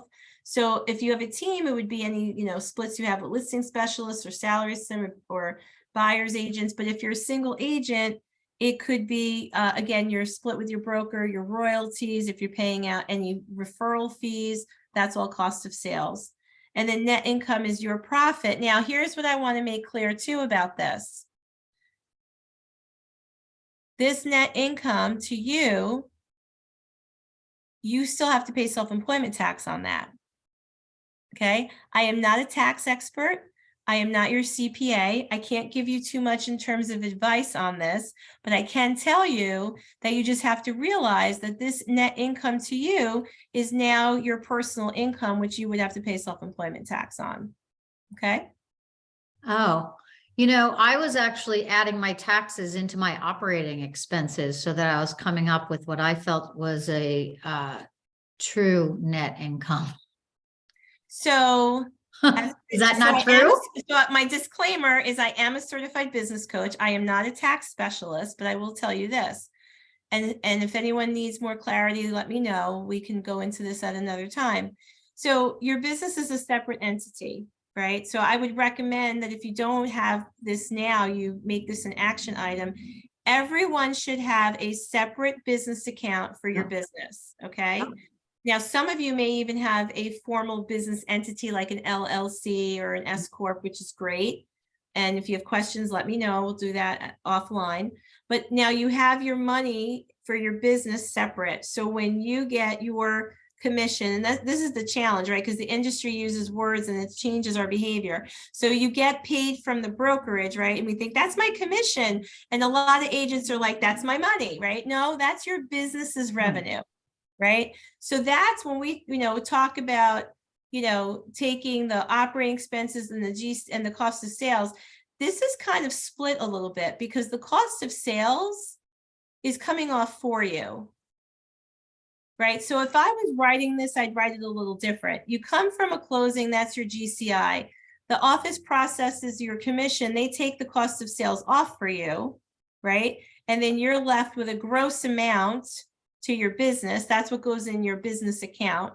And from there, you should be minusing now, you're putting aside your operating expenses and then paying yourself your net income, right? That you might write a check from your business account to pay yourself personally. Whatever money is in your operating expenses, your business, that's your business's money. You may have taxes due to that on the business too, right? But then personally, if you're writing a check every week to Madeline for whatever, $1,000, $5,000, doesn't matter, that's your personal income. Now that becomes self-employment. That's subject to self-employment tax. So you should probably set aside a little bit more money from there too. Now, depending on, your financial picture, Madeline, your accountant may be very creative because you may have other streams of income, right? So it doesn't always, impact you the same way as it might someone else who's a little bit more, this is their business and then that's their personal income. So, but again, that's a conversation to have with your accountant about, how you want to structure those things. But yes, that's something else that you have to be prepared for are taxes. And if you're taking it out of, if you're including it up here, I would just say you have to make sure you're taking enough and putting it aside and you'll know if you're not, right? It just takes 1 year to know that you didn't. Right. And the other thing I would recommend that all of you do is with your business checking account, set up a separate savings account and every month just put money aside, whether it's another 30% for taxes or whatever, and just keep that money separate in your savings. And for those of you who are producing at, a significant level, you're probably going to pay quarterly taxes and just pull it out of that savings account so that at the end of the year, the liability is not so great. And for those of you who are new, I know this could seem overwhelming, but again, feel free to, chat with me offline and, I'll help you as much as I can. But this is all part of owning a business.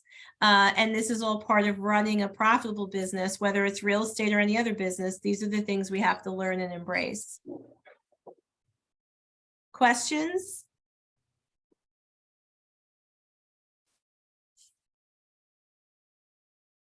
It's a lot of content, right, guys? Okay, we're good.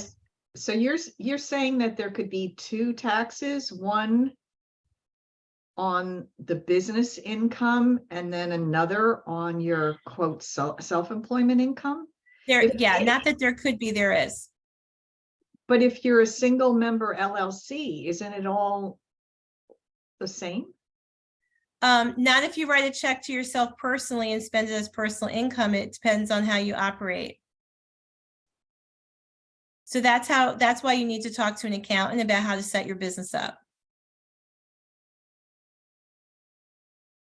So we have agents in our company who their business is performing at a certain level and they literally put themselves on a payroll, right? And they're from their own business, their business is paying them a salary. Madeline, you might be at that point now too, I would imagine, right? So every business looks different and it really depends on what level of volume you're at, but that's why, I can answer the questions, but whether or not it applies to you personally, I don't know unless I talk to you one-on-one about what that looks like for you. But just so you understand, your business is a separate entity. So whatever money is in your business at the end of the year, that is that is subject to be taxed as a business. And whatever money you've pulled out personally as income is subject to be taxed as personal income. So those are, yes, two different things.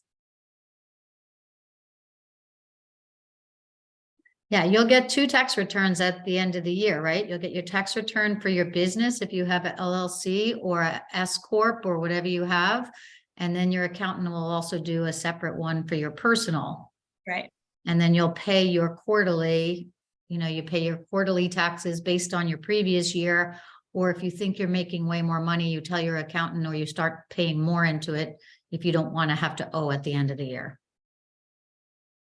Right. So I realize this gets into, for some of you, it's a little overwhelming. Write down your questions and make sure that, you come and talk to me or send me an email and we'll set up an appointment and we'll kind of break it down a little bit more. But yeah, those are some of the things you want to be looking at. Now, when you're first getting started, you might have a different setup. Right. And that's why I say I wouldn't know what is applicable to you until I got into a conversation with you about your own business.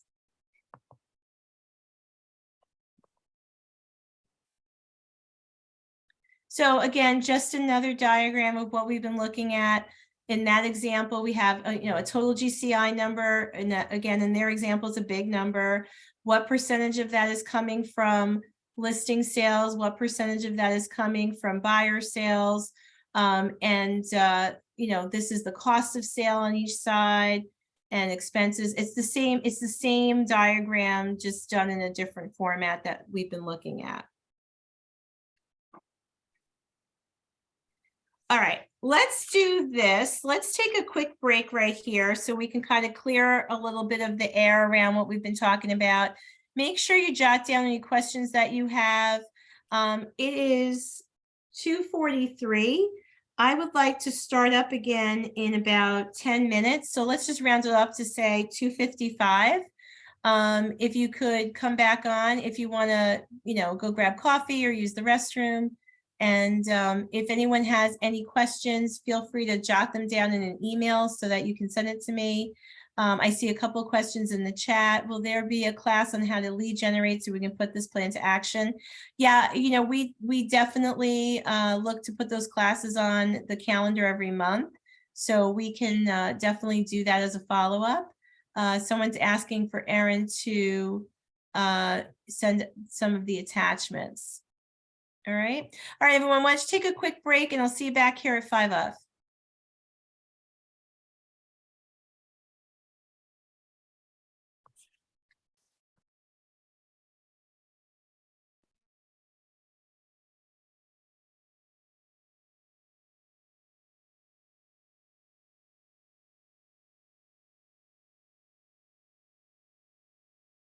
Okay.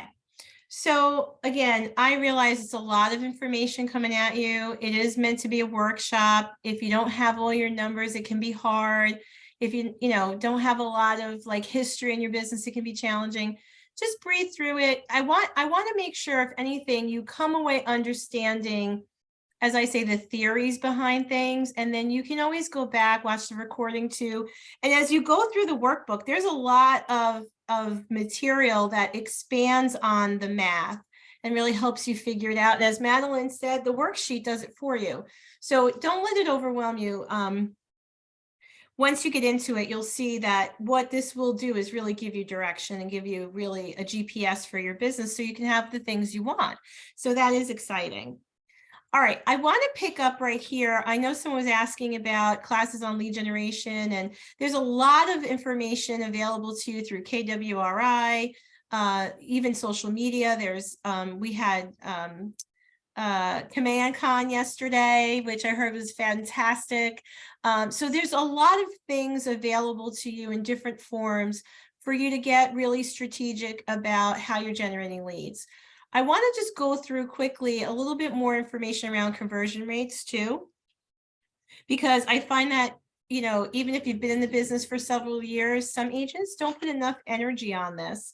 So I just wanted to make sure that I just make a few points that are important to keep in mind around conversion rates. When we talk about lead generation, and again, if you're taking notes, write this down, right? We know there's different types of lead gen. there's a million ways to generate a lead today. And what you have to understand is that there's different conversion rates too, based on the way you're generating leads. And so there's not one number across the board. I know what we see here on the slide, and I told you Gary talks about you know, some conversion rates in the book, but I will say that every agent's conversion rates are a little different. Okay, and your conversion rates are going to change across the time of your career because, you know, as we do something more, we get masterful, and so our conversion rates might really improve. But just keep in mind that conversion rates are different depending on what we're looking at. Conversion rates are different in terms of like leads. You know, the conversion rate between leads generated to leads that become an actual listing, because where you're generating the lead from may be different.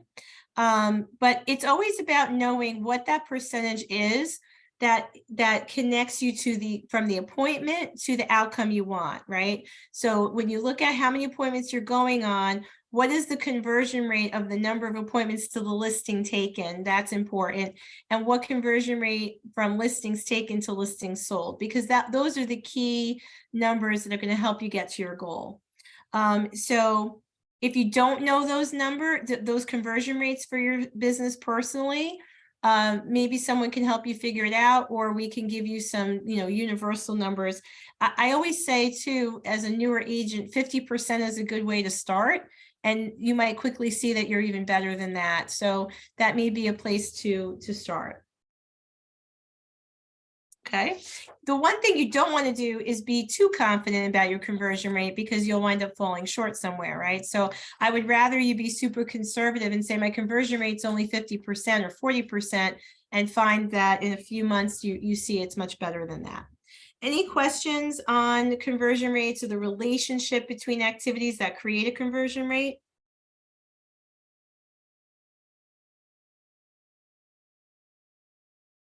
Okay. All right, we're back to this again. So you should have a blank page here in your workbook, right? This is where you're going to put in your real numbers. All right, so again, we looked at that other example. It was a big number. They used the millionaire real estate model. This is where you're going to put in your actual numbers. So your net income, whatever that net income goal is. Then you're going to figure out your operating expenses and your cost of sales. And work through the formula for your personal business. So when you do the math, just again to give you the formulas, you're going to take your net income and you're going to divide that by 0.4 to calculate your total GCI. This is a shortcut than the way I explained it before. So I was thinking about it on the break and I found this in my notes. So take your net income, let's say it's 100,000. And you're going to divide that by 0.4. That will give you the big GCI number. Everybody got that? And from there, it's easier for you now to calculate the 30% operating and 30% cost of sale. Make sense? Do it real quick on your phone so it looks real to you. Take whatever it is, $100,000, divide it by 40%, and it should give you your big number. What is the number when you do that?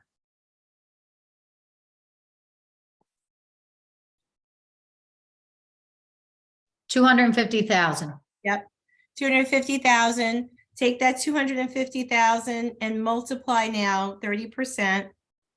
And that's your cost of sale, $75,000. 30% is also operating, so it's 75,000 for operating expenses, 75,000 for cost of sales. That gives you your big number, right? Everybody's good? And then then you go into your personal numbers around commission and what percentage of your business comes from the list side, what percentage comes from the buyer's side, and understanding your conversion rates. And that's how you'll get all the way down to the bottom for the total number of appointments needed for the year. That's the last line you're looking at. Then you're going to divide that by 12 so you can see how many appointments you need for the month, and then divide that by 4 so you see how many appointments you need for the week. Okay? And if you have more specific questions, please reach out to me. I'm going to just fly through this because we've done this a few times. So this is just using different examples now. So I'll just leave that there for a minute so you can kind of get an overview. Okay. All right, so right now, I want you to take a second, and you should all, even if you haven't gone through the whole exercise, you should have an idea of what your goals are for the next year, like in terms of income. So just real quick, jot down, whether it's in the workbook or on a separate piece of paper, what are some things you know you need to do starting now and into the next year that will help you improve, right? So conversion rate, we've talked a lot about conversion rate. What are some things that you might need to do to improve your conversion rate in some areas? Do you need to develop more of a listing presentation? Do you need to learn more around a CMA? Do you feel like you have the right scripts? Do you need to look at your lead gen? Just jot down a few ideas, because that's going to be really important for you. As you create the goals, you want to know that you have a path to really get there. So just jot those down right now.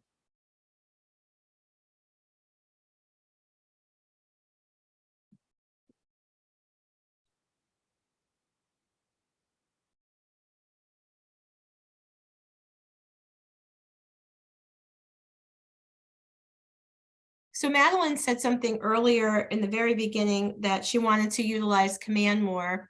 That should be a goal that we all have, because command can help you both with tracking your goals and even predicting some of your conversion rates, because command will take your own production and help you analyze that. So it doesn't have to be a guessing game either. Now, if you're new and you haven't done a lot of business yet, then maybe it is a little bit more forecasting, and that's okay. But if you have been in business for a year or more, then there is a lot of data that command could help you analyze from your own numbers. And Eileen Angel is our director of technology, does a lot of classes around command. And if you are looking for some help around understanding how to use command at a higher level, especially when it comes to tracking your numbers, please reach out to her, because she's the person that could help you with that. I'll Yeah. say one more thing about command. If you didn't do the command con yesterday, and me and my team, we actually use command in a pretty good level, but looking to get more so. But if you didn't do command con yesterday, you absolutely have to do it. I'm going to say that in my, how many years have I been with Keller Williams? 15 years. I'm going to say I think it might be one of the best 5 hours I ever spent in a class in my 15 years, what I just did yesterday. But I think better than family reunion, better than anything. And you can do it for free. So it was recorded. Eileen Angel can send it to you. But there was so many great things in there. And for even the people who just asked about lead generation and everything, there's a lot with that. Now, some of these people are on really high levels, and not everybody is. But if you just take one or two things that they told you in there and you do that, especially if you're a newer agent or anybody, I'm going to say it's probably the best thing. Like the best thing that I'm going to do for my business is coming from what I watched yesterday in Command Con with the year going forward. That's really awesome. How many of you are using command now to set your goals and track progress? Yeah. So that may be an action you want to take, right? Jot that down if it's something you're not doing, or you just want a little help looking at that and seeing if it's something you can do at a higher level.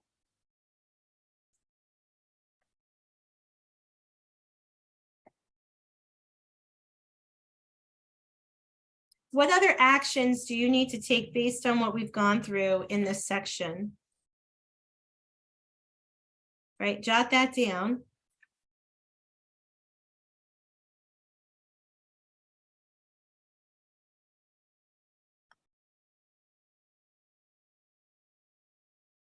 We talked about performance and investment creating outcomes, right? So that page in your notes may be a page you want to review or revisit. Performance plus investment creates outcomes, where you might need to put some energy there. We talked about the economic model being a key to help you understand your cash flow, right? And the things that drive your economic model, right? Appointments, conversion rates, listings taken, whether it be a listing or working with a buyer, right? And how important those conversion rates are. So just write down ahas or action steps that you want to take. And this way, you know, each section you're really capturing things that you want to work on. And you should have a page at the end of this section to do that. And then we're going to go into the lead generation model. The second of the 5 fundamental models. And the foundation of our business, because we looked at the 3 L's, right? And it all starts with leads.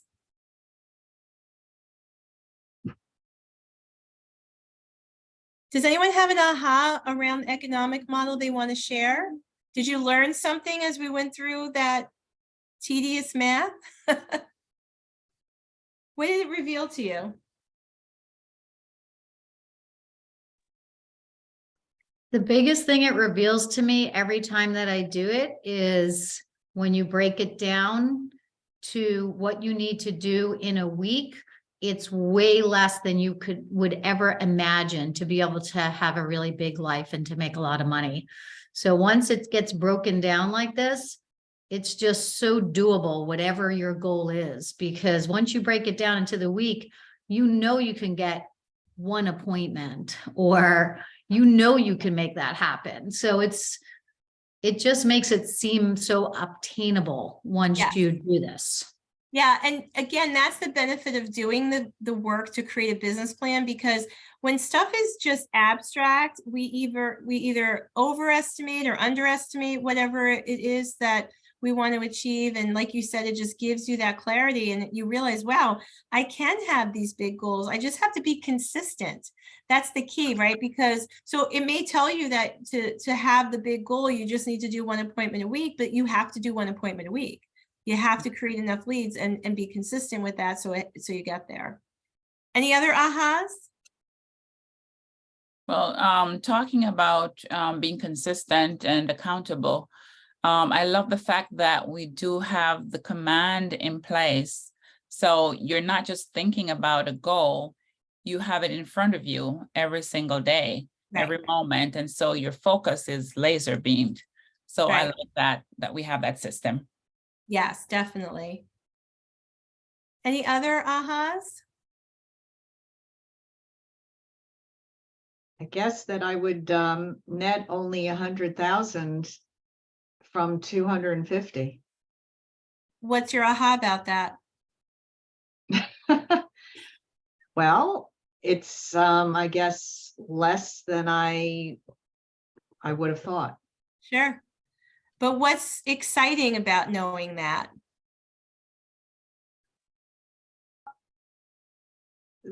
Then I'm not in the dark. Yeah, well, because, yeah, and you know, this is something that everyone who takes this class, Emily, many people have the same aha as you, because, you know, that's what is liberating about doing this, because whether you sit down and do this business plan or not, whether an agent takes this class or not, what we just went through is always at play in the business.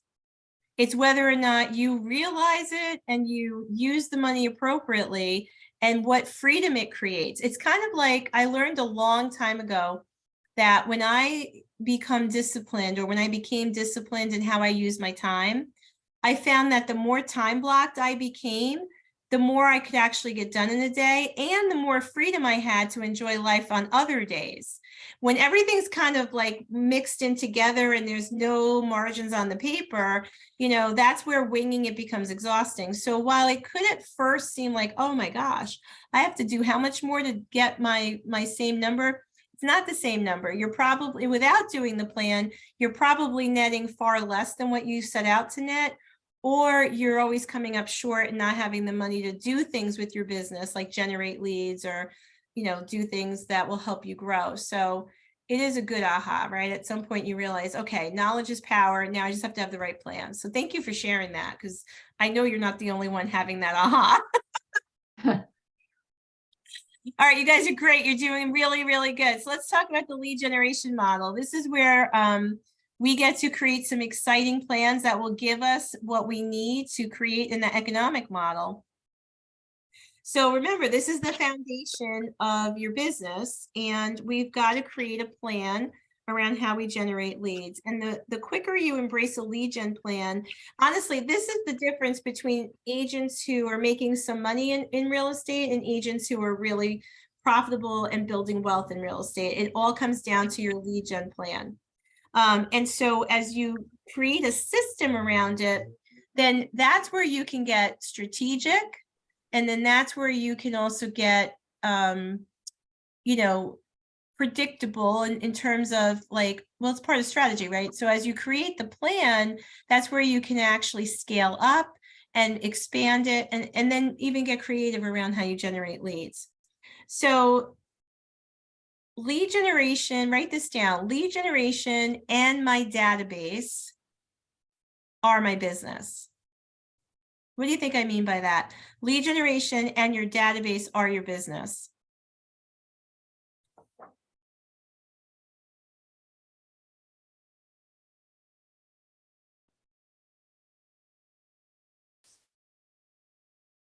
Okay, the number one job, oh, go ahead, I heard somebody. Okay, I think that if you don't have a database, then you won't have any leads. Correct. Correct. 100% right. And when I say that your database is your business, what do you think I mean by that? It means that you have to keep in touch with them. Yeah. So what is your number one job function as a real estate agent? To get people in your database and Yeah, follow up with them. Yeah. Your number one job is to generate leads. And how do you generate leads? Go Two out. things, prospecting and marketing. You see it on the screen in front of you, right? So when we talk about prospecting, those are the activities that we're doing to meet new people and pull them in our database, right? So we all have the ability to do that with command. Your number one job is to build a big fat database and communicate with it all the time. That's the marketing part. Because the agent who has a big database, who's in touch with that database, is the one who's producing leads at a higher level. So it's simple. Lead generation is capturing leads and putting them in your database. And I think sometimes agents, when they hear the word leads or lead generation, I get it. We all want the end result. Some of us want a little bit of the easy button, right? And we're thinking it's a listing lead, a buyer lead. A lead is someone who can produce that for you too. So we can't get the listing if we don't have enough people in our database to talk to. So remember that lead generation starts with lead capture. And when you capture the leads, they have to go in your database. So how many, write this down, how many people are in your database? An action you're going to take as a result of this chapter is to increase that number. I want you to create a goal around that every week. I want you to create a goal, how many people you want to add to your database every week.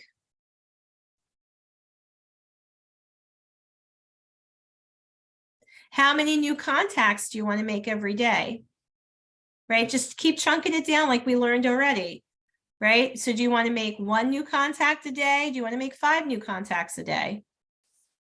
The bigger the goal, the bigger your activities have to be, right? Like if you want to really build that database and feed it every day, you got to get strategic then about where you're going, who you're talking to, what things you're involved in, right? You're not going to build your database by sitting at home all day. You got to get out there and talk to people, or maybe you're using social media. You're doing something to engage with people all day long, correct? Say yes. So we Yes. need to consider how many people we're putting in that database every day.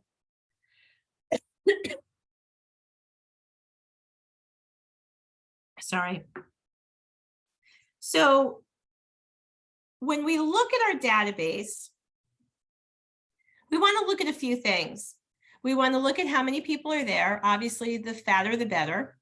But is every lead in your database created equal? Is every lead the same? No. There are some people in your database that you know pretty well. You may have an intimate relationship with. They've done business with you before. You've worked with them somehow before. You're friends with them or neighbors or whatever, right? But then there are other people in your database that maybe you've never even met. They came through some kind of lead funnel that you created through maybe click advertising or an open house or a mailing or something, right?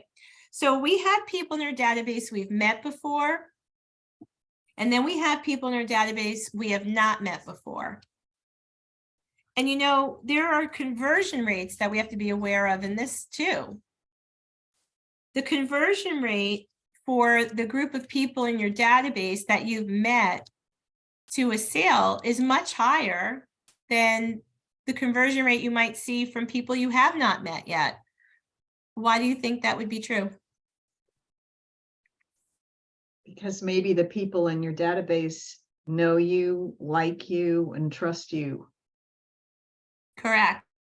Relationship there.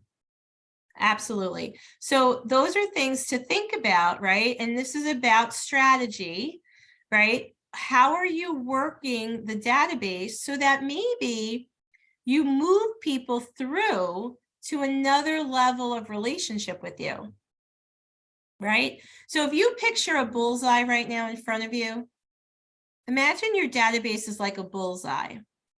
So you've got different layers, right? People on that outside layer, the relationship is not as deep as the ones on the inside of the bullseye, right? But through your activities, could you move people from the outside, some of them into more inner layers of relationship with you? Yes, right? What are some ways you could do that? How do you move someone who's on the outside into a more deep relationship with you? Well, if you're using command, the easy way to do it is you can set them up on a smart plan, and there's a million different smart plans in there. Yeah. But then they're going to be getting emails from you. You're going to be calling them, and you're just keep touching them. So that way, when they're ready to buy or sell, they're going to think of you. Exactly. So what Madeline just described is this part of lead gen marketing.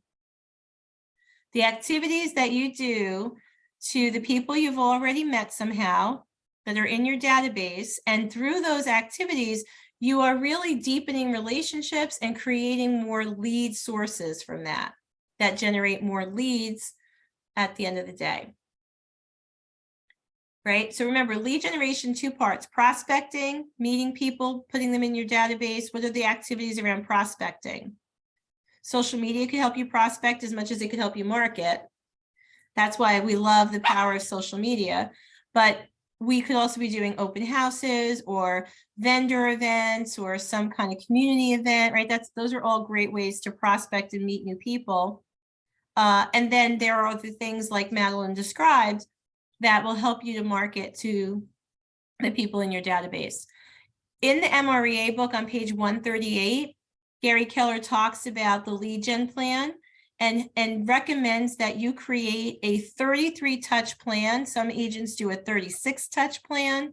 What that is you create now ahead of time a plan around how you will reach out and talk to people It could be a series of emails like smart plans. It could be market reports every quarter. It could be a greeting card at a certain time of the year. It could be a client appreciation event, right? You're going to build this out based on the things you like to do that you think will work.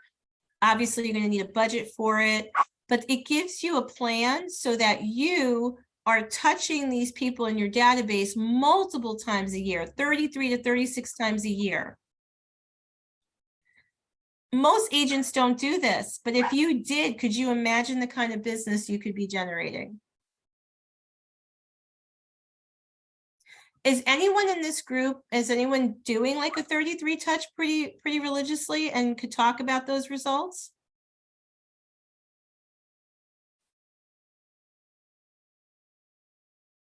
It's an opportunity.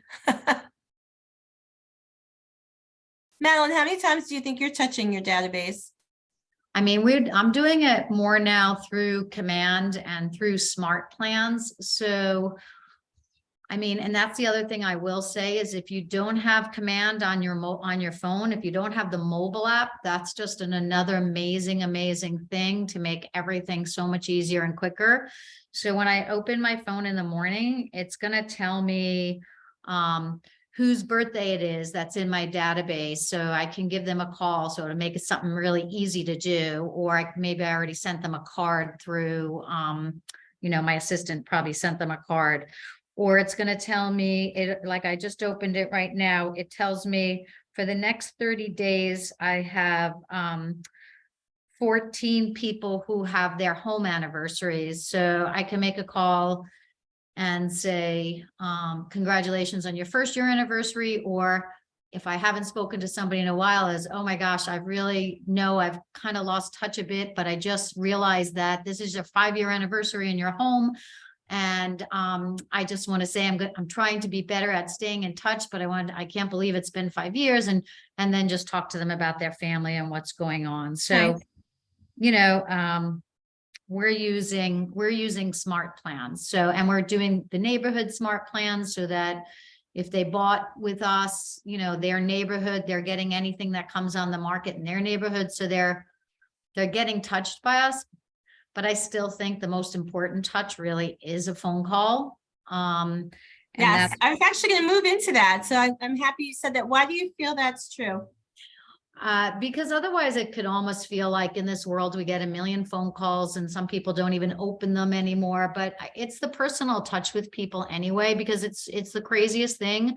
But as soon as I call somebody, and even if it's somebody I haven't talked to in the longest time, and I feel like, oh, I feel awful, I haven't called that person or whatever. As soon as you call them, I'm telling you, within a week, they're calling you or somebody else is calling you saying, my friend so-and-so just told me about you. So, and you don't even have to bring up real estate at all. You just talk to them about what's going on in their life, what's going on with their family. You know, you can ask them if they, you know, how's their house, or have they done any projects or whatever. But it's crazy. As soon as you make that personal connection, they're thinking about you. So Madeline brings up a really important point that I think is true. It's always been true, but I know what you mean about nowadays, right? People need that contact, sorry. Personal contact. Here's what I want everyone to understand, that really for a healthy lead generation plan for your business that generates, you need to be spending time on both prospecting and marketing, because the prospecting will feed your database with new contacts, right? And of course, we need to communicate with them. But here's what I want you to realize, that the marketing that you're doing is usually some kind of message that goes out to a group, right? It could be a group of 10 or 10,000. And so usually you're not talking to them one-on-one. They may have a call to action that they can respond to, like you're inviting them to something, or they take advantage of something. You know, I think that a lot of realtors are getting very creative now with how they're marketing other services to their database. Like, you know, you might partner, and see, I could teach a whole class on this too, so maybe I will, but you could get really creative and partner with other businesses in the area, right? So maybe you partner with a carpet cleaning company, and you work out a deal with them where they offer your clients a discount. And what's the value to them? You're marketing their business to your database, right? And you're giving your clients a value that they may use, carpet cleaning or floor cleaning or whatever, at a discount, and you're the hero, right? So that could be one of the touches too. But when you do that, even though there's a call to action, you're not really having a conversation with them. But when you're prospecting and you're going to a networking event, or you're at an open house, or you're in the community talking to people, you're having one-on-one conversations, and the potential for that to generate an actual lead, like a listing lead or a buyer lead, is much higher than it would be here. Does everybody understand that? So make sure that you don't only focus on marketing efforts, that you are still getting out there and prospecting. Yes, it's proactive, which means that you're going to get connections and you should see more immediate results, but it is time intensive. You know, it takes time, right? Where marketing is passive, so it's not taking as much time, might cost you a little bit more because you have, like, you know, certain expenses that go with it. Could be the cost of postage or different ad costs that you might have behind, like a Facebook ad or something. And the results may not be as immediate. But when both of these things are working together, then that's a healthy lead gen plan, because they're feeding each other. Questions on that? I'm just gonna make one other comment, because I feel like a lot of agents feel like, you know, we have to be working so hard, like making calls or making cold calls or whatever. But I'm going to say that probably the best prospecting that you can be doing is doing something, whatever it is, that's fun or that you're passionate Yes. about. So if you have kids in school and you're at their baseball events, you know, eventually people are going to ask you what you do, and you don't have to be going all over and handing out your cards. But that's where you're going to be prospecting the most. Or if you love to play pickleball, people are going to ask you eventually, you know, what do you do, or whatever, you have a lot of time. So I'm going to say you can make it really fun by, you know, or it could be at your church, or it could be whatever. But I think a lot of people just forget about just living your life and having fun and meeting people. And that can be your prospecting. It doesn't have to be hard. It could be fun and easy. Yes. And here's the thing, when it is fun and easy, and when you're doing things you like to do in places you like to do it with people you like to do it with, you'll stick to it. Yeah. It doesn't seem like work. But here's the thing, the other side of the coin is that is your job. So you've got to find the more appealing ways to generate leads, because if you don't have enough leads, you don't have a business. Mhm. So make this work for you. You know, figure out where you could be, and you know, look, like attracts like too, right? So even some of the things that you do, like hobbies or civic groups, community groups, like, you know, people want to do business with people they like. We just talked about relationships. So yes, that is definitely a smart way to go about this. All right, so let's just move through. Any other thoughts or ideas on that? Well, I was just wanting to ask a question. Here I am I have quite a few prospects, people I have not spoken with, well, not prospects, but contacts, Okay. rather. I've not spoken to them in God knows when. Now, how could I create a conversation around that to bring my business in front of them? I don't know what their life is like right now, whether or not they're looking to buy or sell their homes, but I would love to get in front of them. So I'm wondering, what's the conversation that, you know, I could create around all that, just to initiate, reach out to them, let them know what I'm doing and all that good stuff. Well, several, and I'm sure if we had a lot of time, we could all give you probably 12 ideas each, but I will say a few things here, and of course, give anyone else an opportunity to jump in. I mean, first and foremost, you need to be comfortable letting people know who you are in terms of your business now, because, you know, I've heard this so many times that an agent gets upset when a friend or a family member, you know, does business with another agent. But you have to ask yourself, do they really identify me as an agent, right? Or do they still see me as a friend or, you know, a relative? So being able to show up as an agent is important. How do you do that? get them in your database, put them on a smart plan so they see you sending out real estate related content. If you're newer in the business, put out an announcement that you've started your business. For those people that you're close to and comfortable, ask for a referral. You know, sometimes it's just getting into, you know, the habit of asking for business. Who do you know that might be interested in buying, selling, or investing in real estate? But all that being said, I will also say that, as we said in the beginning of this workshop, what sets you apart from everybody else who's asking for business, even though you might be cousin, you know, Sally. So what value do you bring, right? So how do you provide a little value? It could be market information. It could be partnering with the carpet cleaner to give them a little discount, like different ways. You know, there's not one way, it's an integrated way for you to show up, you know, as someone that they want to be connected to.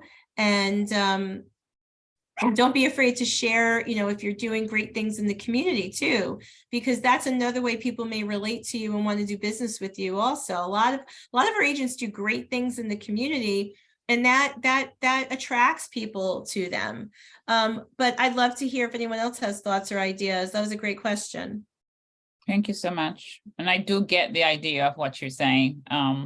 Put myself out there, be intentional, let people know who I am, and ask for referrals. You could also maybe do some client events, you know, where you get everybody together just for a little happy hour, and a mortgage guy will maybe pay for it for you. I've done that, and we sent out invitations and we made it really fun, and we definitely got things afterwards, but it was a way to kind of get back in touch with people. But I think it's also okay for you to just pick up the phone and say, I've really been terrible at this. And for, you know, and let's say you start in January this year, my New Year's resolution is that I really want to get back in touch with people, you know, I've been not so great at it, and like just own it and say that. And then I think people really like it. And then I wouldn't even ask for business, especially on that first phone call. I would just ask them how they're doing, what's going on in their life, get the relationship going again. And then at the end of the conversation, you're going to say, you know, because I'm really trying to do this, is it okay if I call you again in a month? And if they say yes, you know, and you're going to put them on, and you know, I'm also sending out some newsletters or whatever you're doing, but then also put it into your calendar and then call them again in another month. And in that month, they're going to be thinking about you. And then if they ask you whatever, or if you want to ask for a referral, but I wouldn't do it if I hadn't talked to somebody in 5 years. I wouldn't be asking for business on the first phone call, but that's up to you. I'm just telling you my way. So yeah, I love it. I love it. I think that's perfect, because it is about your style and the person who's on the other side of the conversation too, right? Like, you know, the people you could say, I'm looking for referrals to build my business. But then, like Madeline said, there's other more backdoor approaches that feel like you're building on something. Just remember this though, at some point you have to be able to, you know, convert the conversations, right? Because sometimes we can spend a lot of time talking to people and creating all this event stuff, and is it generating business, or are we just getting popular? Right. So that's just, you know, all the things that you'll start measuring over time. That's all. But it's all good advice. Yeah, it's all good advice. Thank you. So just a couple things to put into context too. I want to make sure everyone has the right understanding here. This is everything about your business plan, because all the numbers you figure out on paper and the GCI and the net profit and conversion rate, none of it can happen if you don't have enough leads. And so your number one job is to be a lead generator. You need to spend more time on this than anything else in your business, right? Like, servicing your clients is super important, and working through the transaction is going to be super important, but that should never take more time than this. And Gary says it a million times in his book. He says it a million times every time he talks and teaches. Generating leads has to be your job. So lead generation is capturing contact information. That's the other thing you have to understand about this. If you're not getting people's name, email address, phone number, how will you follow up or how will you ask for business later? So make sure you're getting full contact information and you're building your database. And then a lead is someone, you know, who shows interest in wanting to either be connected to you and get your information or actually talk to you about buying or selling. So that's what you're looking for every day. You're looking for leads, right? And then a contact is someone you put in your database that you're going to market to. So just want to make sure we went through a little bit of that language. And there's, like I said, there's ways to do this through social media too. And through command, you can generate Facebook ads really inexpensively. And that could be a great way for you to start building your database or really doubling the size of your database too. So lead generation is always evolving. There's a lot of ideas and methods to it. You've heard us say this is about creating your own style, figuring out what's working for you, but just knowing that the goal is appointments. This is your mechanism for getting your appointment goal, right? Because you don't want to just be popular. You want to get appointments. So you want to build relationships so that you get appointments, but at the end of the day, you want those appointments. So review your lead generation activities. You know, make a note of that, you know, do a little analysis of what you're currently doing for lead gen and what you could do to improve and deepen your lead gen. Yes, Elizabeth. Okay, so I have to say something. It's just like, I'm very new at this and I've been taking a lot of classes and going into a lot of seminars. So I really haven't had much time to go out prospecting or do cold calling, or not really cold calling, but call the people that I know. However, what I did Saturday, since I didn't have any classes to take, I went to my local supermarket, and out in the parking lot, I just met people and gave them my flyers, and I got a renter from that. I'm actually showing her an apartment on Saturday. That's So awesome. it's the only time that I have really, because I am concentrating and learning first. So I want to address that too. And I love what you said, Elizabeth, and I don't know a lot about you or your business. So I'm just going to say this in a more general way. Mm-hmm. That's a balancing act that you have to look at too as a new agent. Right. Because you want to take classes and you want to be informed and you want to learn things, but you want to do that while you're putting things in action too. Okay. Okay, so you can't just always be in class and not be putting time in lead generation and putting things in action, because you whatever you're learning can't be put to use if you're not generating any leads. Got it. Right. So I want to make sure that you are spending time and if I was coaching new agents, this is what I would be having you do, is that you're spending time every single day building that database. You're out there talking to people, meeting people, building relationships, finding ways to get in front of them, provide them value, get creative with that. And because you don't want to wait to generate leads. You want to generate leads as you're learning. And I promise you, there's enough people around you that if you have some sort of question, there's no reason why we can't help you and answer it. So don't be afraid of that. Okay. Right. You already know more than the person who you're going to do business with. Promise you. So make sure that you're spending time lead generating every day. Just get your business open. Okay. Thank you for that. Yeah. You're welcome. You're welcome. Okay. So again, in the MREA book, lots of ideas around lead generation, asking other agents what they do for lead generation, you know, get creative around that lead gen plan, find the things that you like, create a combination of activities so that you can be spending time on prospecting and marketing. And you guys have, you know, shared a lot of good ideas. I think in your book, we're in section 4. And so this would be section 4, page 3. You should have a pretty healthy list of lead generation activities there. This is similar to what we found in the MREA book. And there's activities that are under prospecting and marketing and that kind of work for both. Do you see that? Did you find that? Yes. Section 4, page 3, I think, in the lead generation section. Yes? It No? is, yep, that's exactly where it is, Anna, section 4, page 3. Okay, so find that.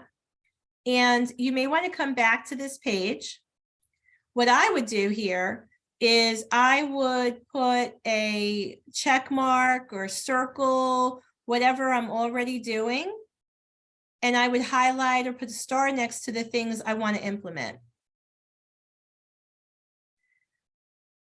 Remember, when you go in for a buffet, you can't eat everything on the buffet because you won't feel good, right? So the same thing here. You don't want to implement everything, but what are 4, 5, 6 things that you're not doing that maybe you think it's time that you start doing? So for those of you who are new to real estate, this is a great way for you to understand what lead generation activities are. And for everyone else, it's about what am I missing? So that's an important page.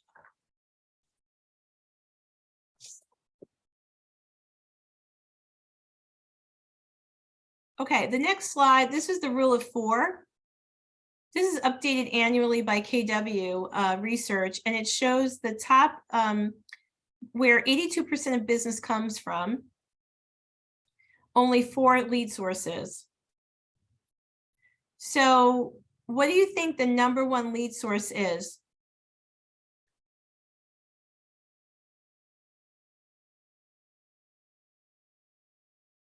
Referrals? Yeah. Yeah, and those referrals are basically coming from their database, really, to get specific.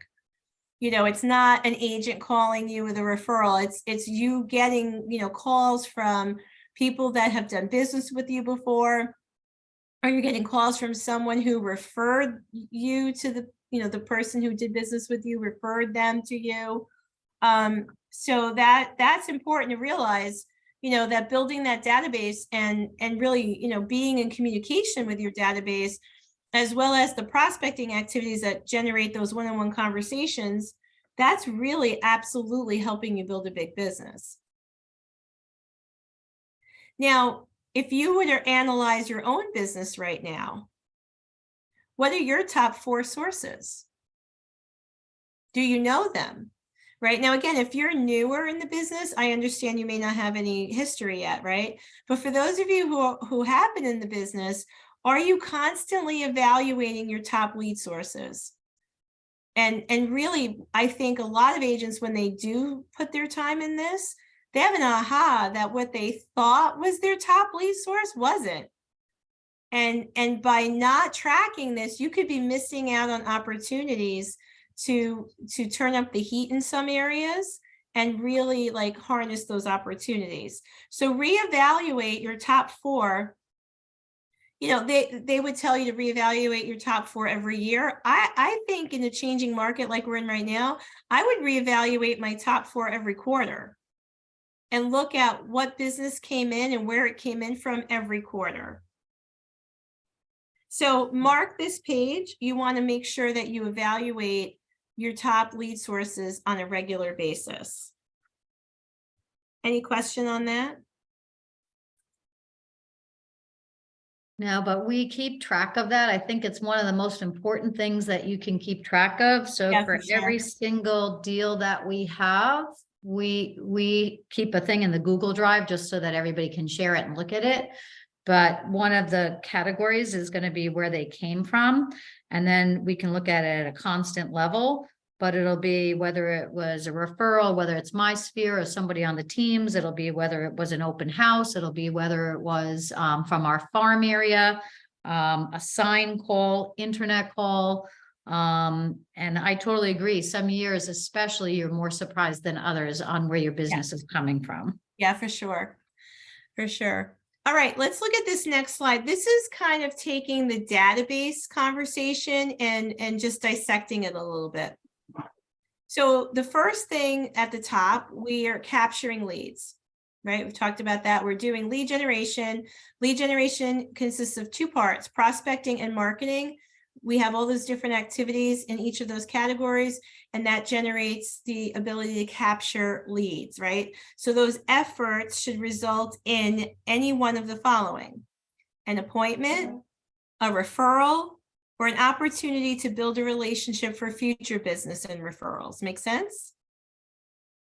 So now we put them in our database.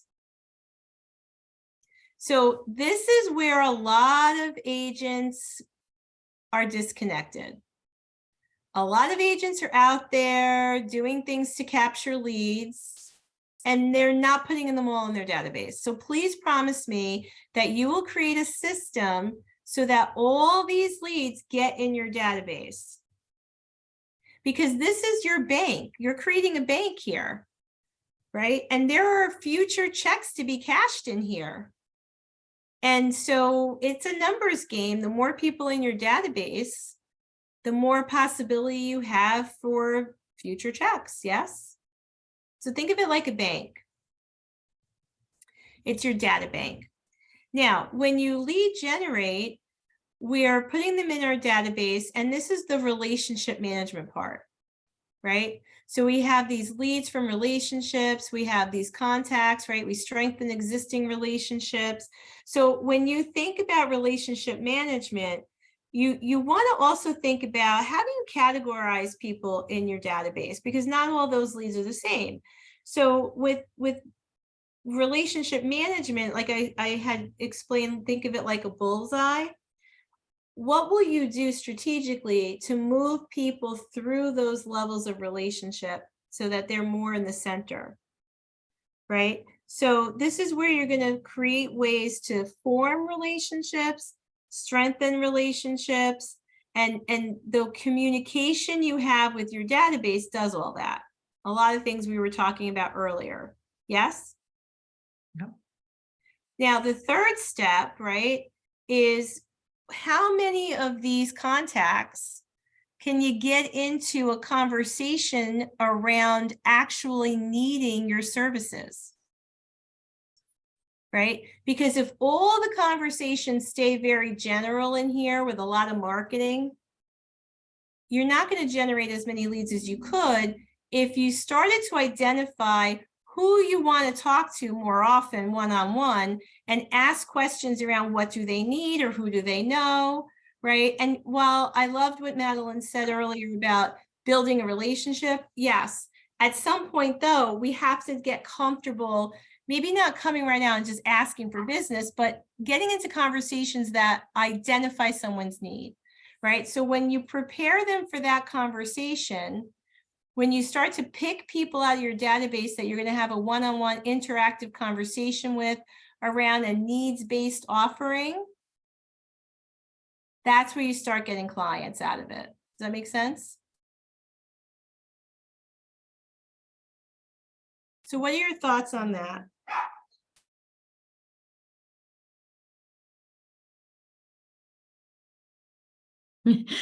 Again, my thoughts are, and this is maybe just my way, but I would rather find out what their needs are first and see how I can help them with their needs before I tell them that, by the way, I'm really trying to grow my business this year. And if you know anybody, I would just so appreciate it if you could give them my name and number, because but for me, I would first want to see what I can do to help them. And then I would be able to ask them how they can help me. But for me, that's perfect. That's what this is about. This is about this is about initiating a conversation so you can do that. That's all that is. So I'm saying the same thing, but it's about getting comfortable knowing that somehow we've got to find enough people in our database to talk to every day, one-on-one, to ask that kind of question or a series of questions. So we start pulling out people who may have a need. Because most of your contacts are not going to raise their hand and say, I've got to call Madeline today because I want to know if this is the right time to sell my house. But through a conversation, you're asking certain questions, they might then get into a conversation with you that reveals they could be thinking about that.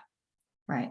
And you could easily ask them, if you want to get into the real estate in an easy way, you can just let them know that you do have a lot of contacts. So if they ever need anything for their house, whether it's a handyman, that you have a great handyman, that you have these different things.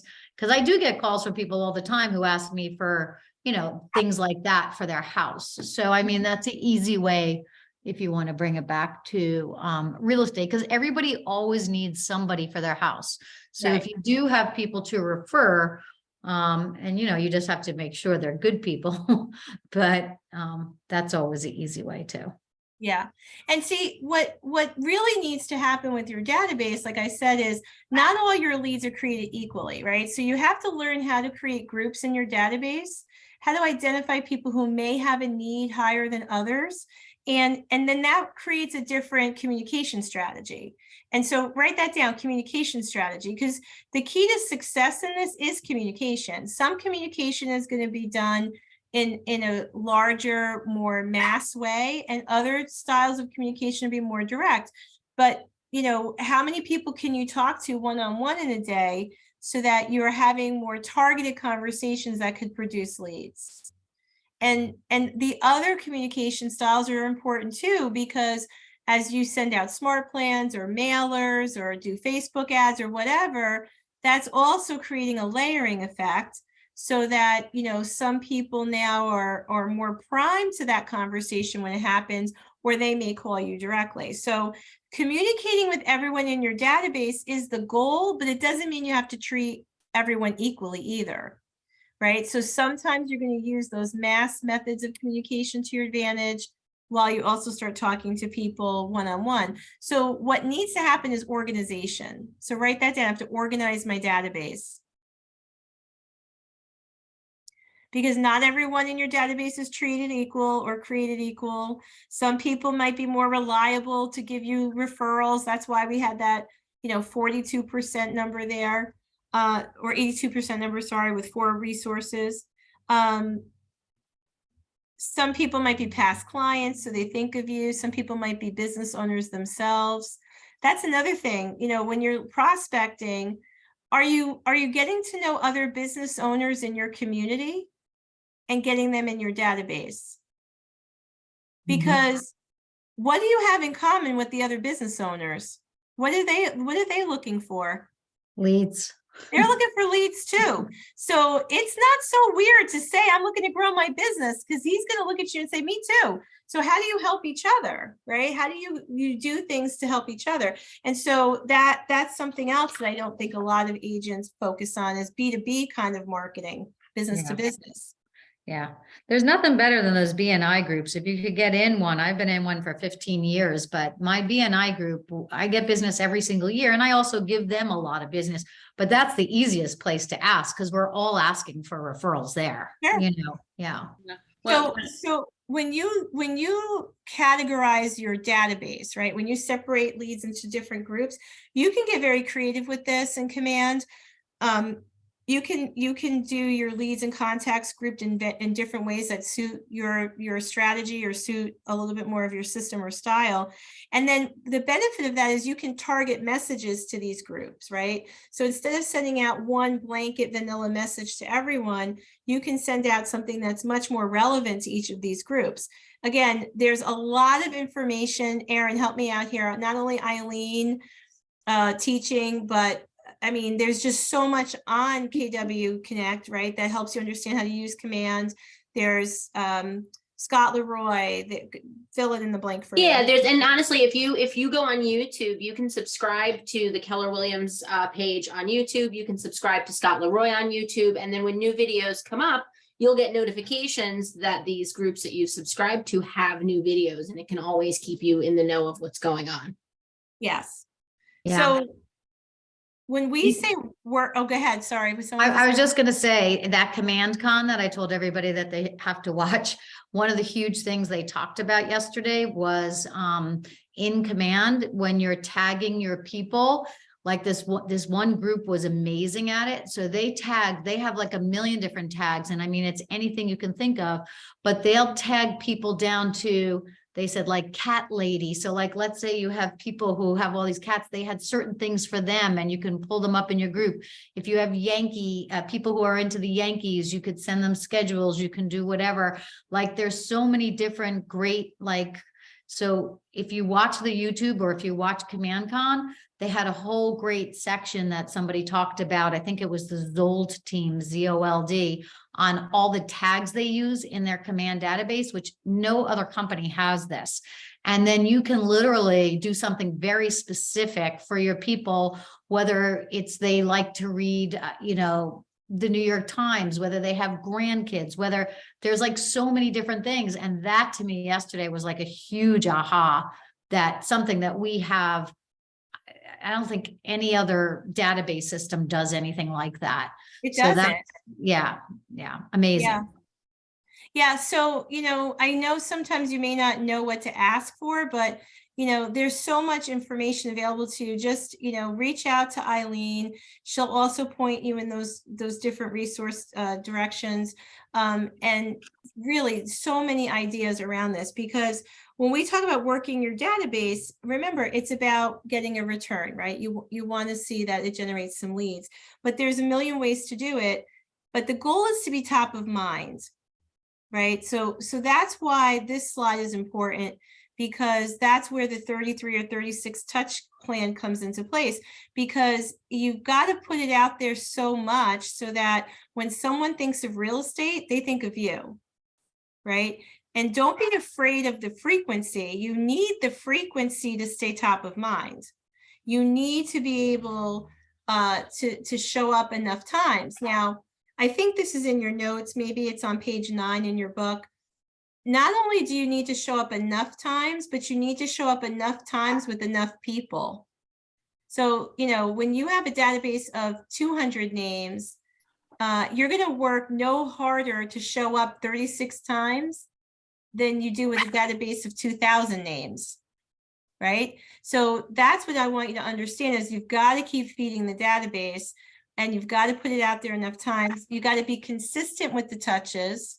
So this slide gives you a lot of ideas on how to do it, and then you've got to calendar it. And then, you're giving them value, and you also want to, as I think Madeline touched on this, create meaningful relationships. You don't want to just spam people. You want to have some sort of permission to be communicating with them, like they've met you at something, they know you, right? That's the best way.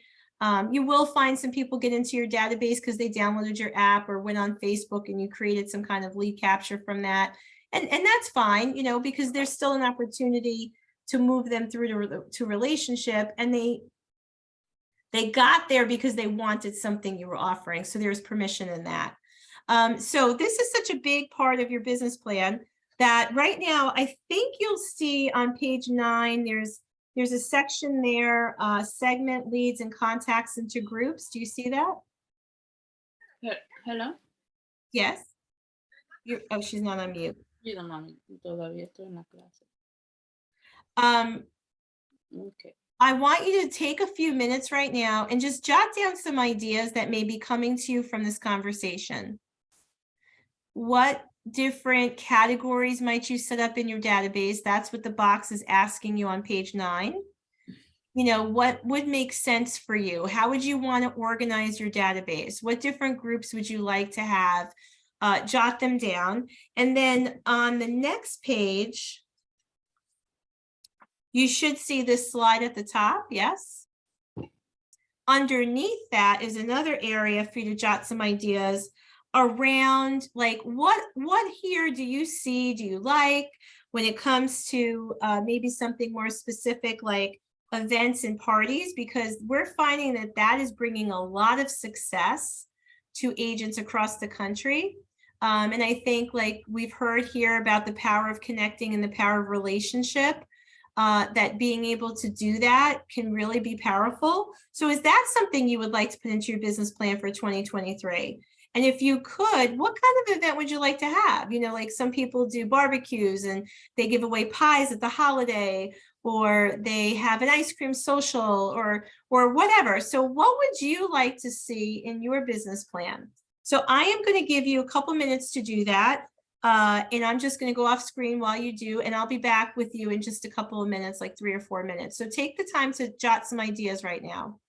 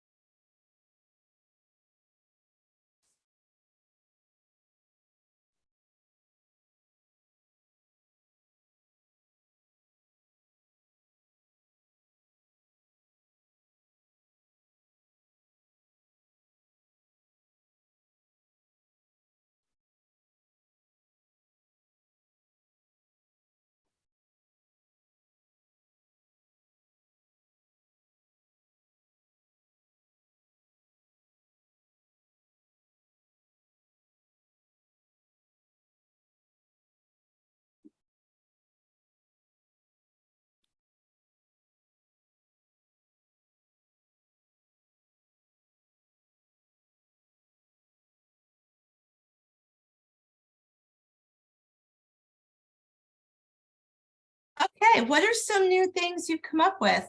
Anybody want to share one or two before we move on?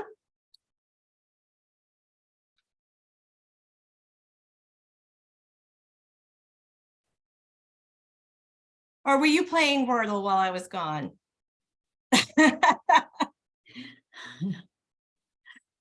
I have them, but I feel like I've been talking too much, so I'm waiting for somebody else to go. Okay, who wants to share?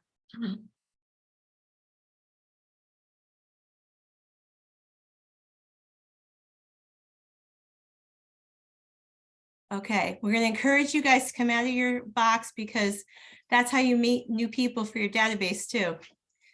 All right, anything you want to share, Madeline, before we move on? No, I mean, I think I already talked about them, but I think you're talking first, what would you do? So tagging people, sellers, buyers, renters, you could do people who are hikers, you could separate them by school districts, you could do seniors this way, you could pull them out and send them different things that you think they'll care about. And then as far as events, some great events that I want to do, I didn't get to do it this year, is getting a photographer and doing like family pictures for people that they can send out on their holiday cards, or, you know, we've done things around the holidays where we actually go around to our sellers' houses and drop off a loaf of bread, like something that we made or whatever, but Nice. yeah. Awesome. Somebody else go. All right, so listen, I get it. Sometimes in a class, you're not looking to, you know, share as much as you're thinking. It's fine, but I want to make sure that you do put time on this. Go back to this and really think about, you know, this is the strategy part, right? Like you could play or you could play to win, and this is how you play to win. So putting some time into like understanding how to organize your database. Any of the top producers in our company or in the industry really will tell you this is how they do it. They segment their database, they have special tags, they create unique messages for each of those groups. They're getting creative with how many lead sources they're generating from. And they're creating a plan that works for them, that feels good for them. So, you know, that's what I want you to really put time into, because the business plan is not just figuring out those numbers in the beginning. This is how you get to those numbers. All right, I just want to say, I'm not going to talk a lot about this, the TCPA guidelines. We have some strict orders around this, some things that you have to be aware of. With the do not call list. So please know it. It's available to you, Erin, on our website, right? We should. Hey, yep, go to it's on kwhvgroup.com. If you go under agent resources, there's a whole section on the do not call. And it's got all different guidelines and things for you to take a look at. Yeah. All right, so let's go on to your lead generation model. There should be a worksheet in here that you're going to actually fill out. Because remember, the economic model showed you how many appointments you need to go on. The lead generation model is how you get to the number of appointments, right? So you need to know exactly how many leads you need. So I love how this breaks it down for you, right? So we're going to identify our lead sources and identify how many contacts we need to have in order to get to our goals, right? So how many contacts do you have currently? How many do you need to have? So if we look at your database size, I'm going to give you some formulas to consider. Excuse me one sec.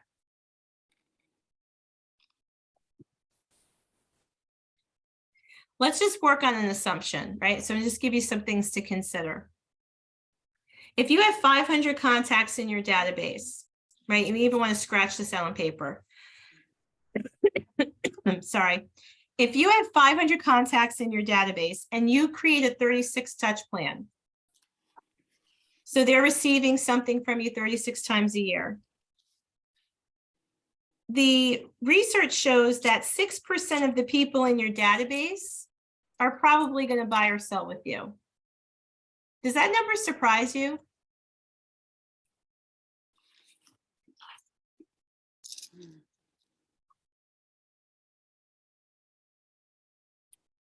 The reason they come up with 6%, they use the calculation, they come up with that calculation based on the home ownership rate. how long people are in their home. And that's the statistical average based on the fact that people are now not moving as quickly as they used to. I know in the last year and a half, we saw a lot of movement, but I guess across the research hasn't really caught up with that yet. They're saying that the average homeowner is in their house now, maybe 9 years, not 7. Right? So if we use that premise, the research shows then that 6% of the people in your database will be buying or selling each year with you. So now you see why we want you to make a big database, feed it, because 6% of 200 is not as exciting as 6% of 2000. You with me? So if we convert 50% of that pool of the 6%, right? So in other words, we're using, an even more conservative now model. 500 people in your database times 6% times half of that is 15 appointments each year. So if you could generate 15 appointments each year from your database,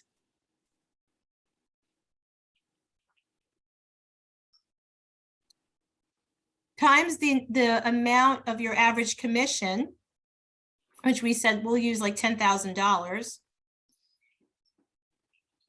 What kind of money is sitting in your database right now? Yeah.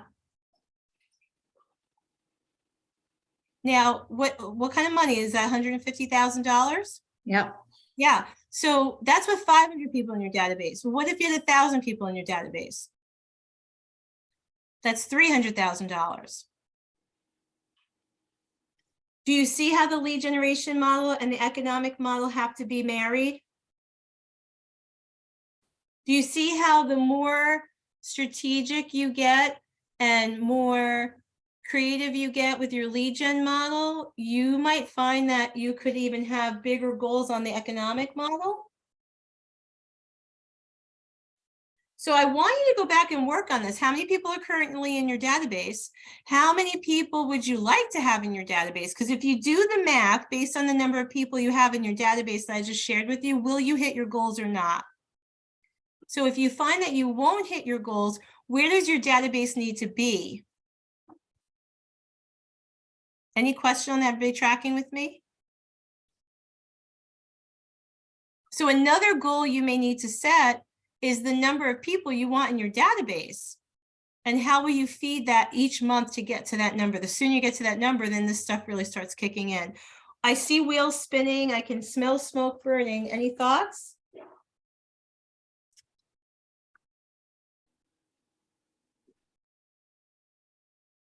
Powerful stuff, right? So here's the thing. What discipline, what habits will you build around lead gen? Do you think this has to be something you do every day? Do you see why I'm telling you this has to be your number one job? Because if you put some energy into this, this is working smarter, not harder. So how many hours a day is time blocked currently for lead generation? I want you to ask yourself that question, write that down. How many hours a day am I time blocking for lead gen? I think that top producing agents are lead generating no less than 3 hours a day. Now, what does your lead gen time look like? Well, that's up to you.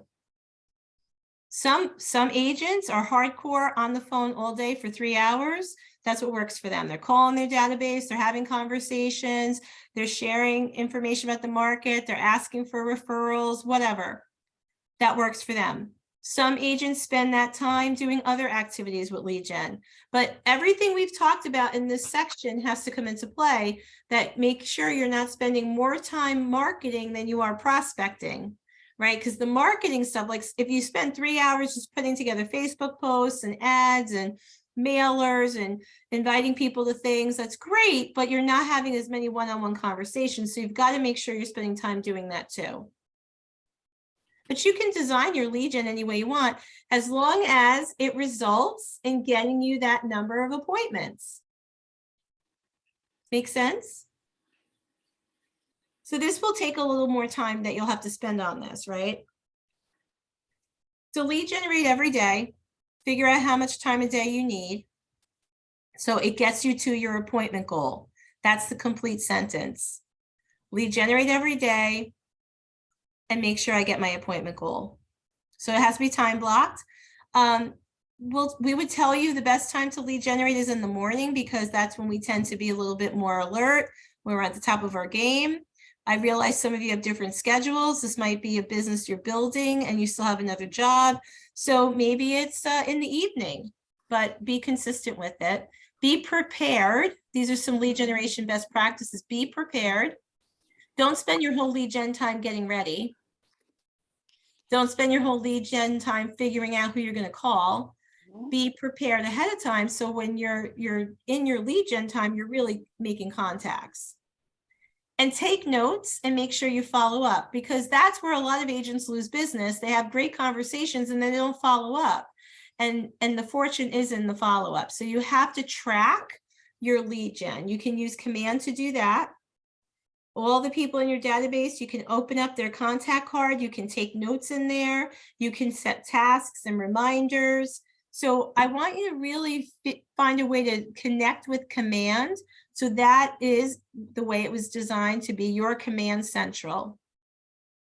So you start, calling or doing whatever with your leads, put the notes right in your contact card, right? Remember, you have to use both prospecting and marketing to make a solid lead gen plan. You can't rely too much on one or the other. You won't see results fast enough. And you might be getting a lot of referrals, but don't rely on that exclusively. Make sure your lead gen plan is diverse enough. You have to have a lot of plates spinning at once, because anything could change in one of your referral sources, right? And if that dries up and you don't have enough other sources working for you, you're going to find your business takes a downward spiral. All right, any questions about lead gen?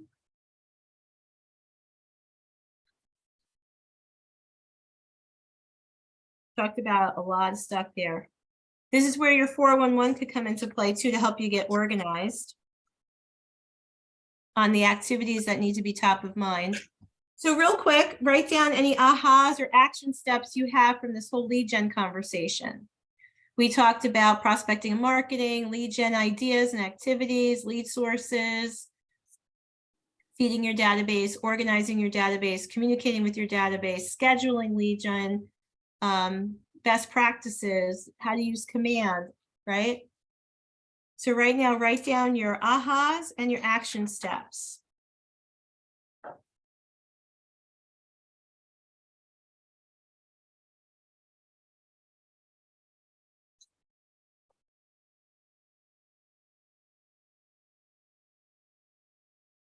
Any ahas to share, action steps to share, other than Madeline? Although I love hearing you, Madeline. Okay. I know what you said before. Give everybody a chance to. Yep. Yeah.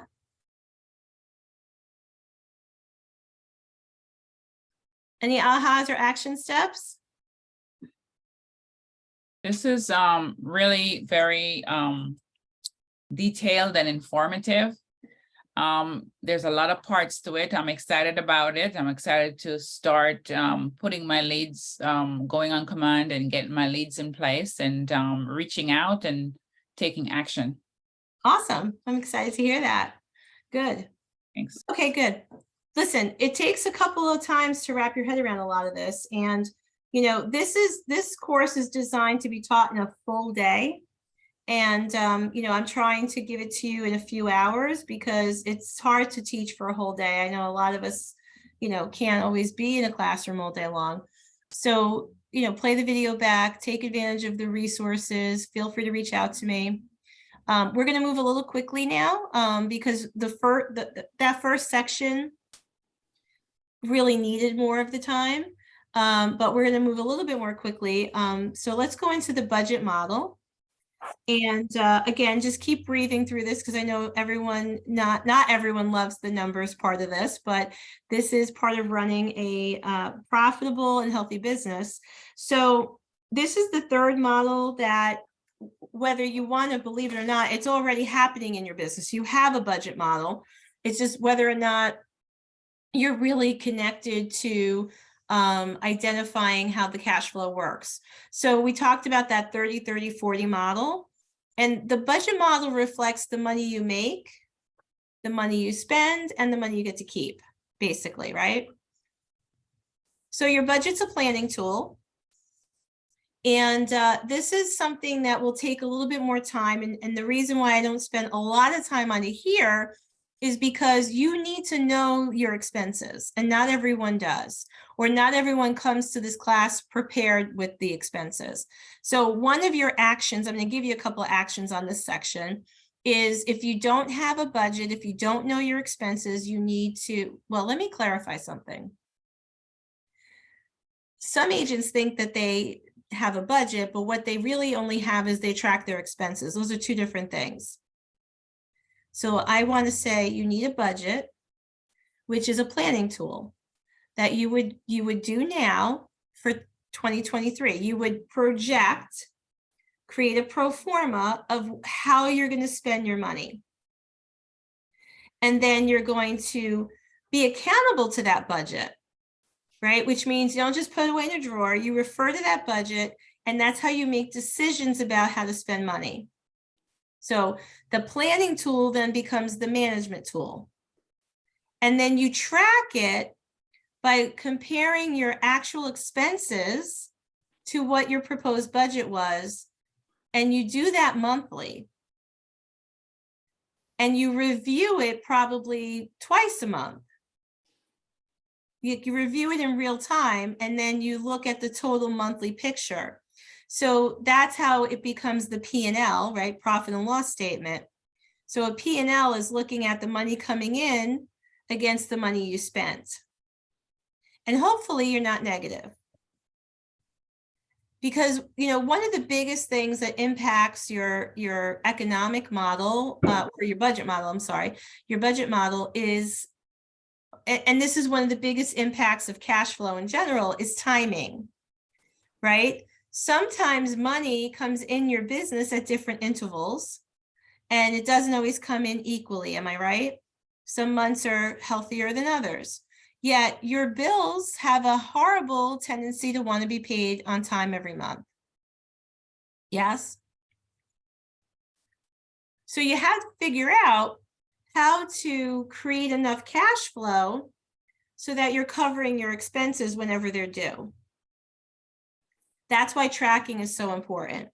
So I don't know what system you have now, but this may be another action step for you in 2023, is number one, creating a budget where you create a plan ahead of time about how you're spending your money. And that might require a little research and some thinking. So you're going to put time on that. You're going to change your budget, create it every year. You're going to probably really look at it mid-year and make sure it's still relevant, or does something need to be tweaked. You're going to then track your actual expenses every week, every month against the budget so that you can see where you are. You're going to adjust, hold things back.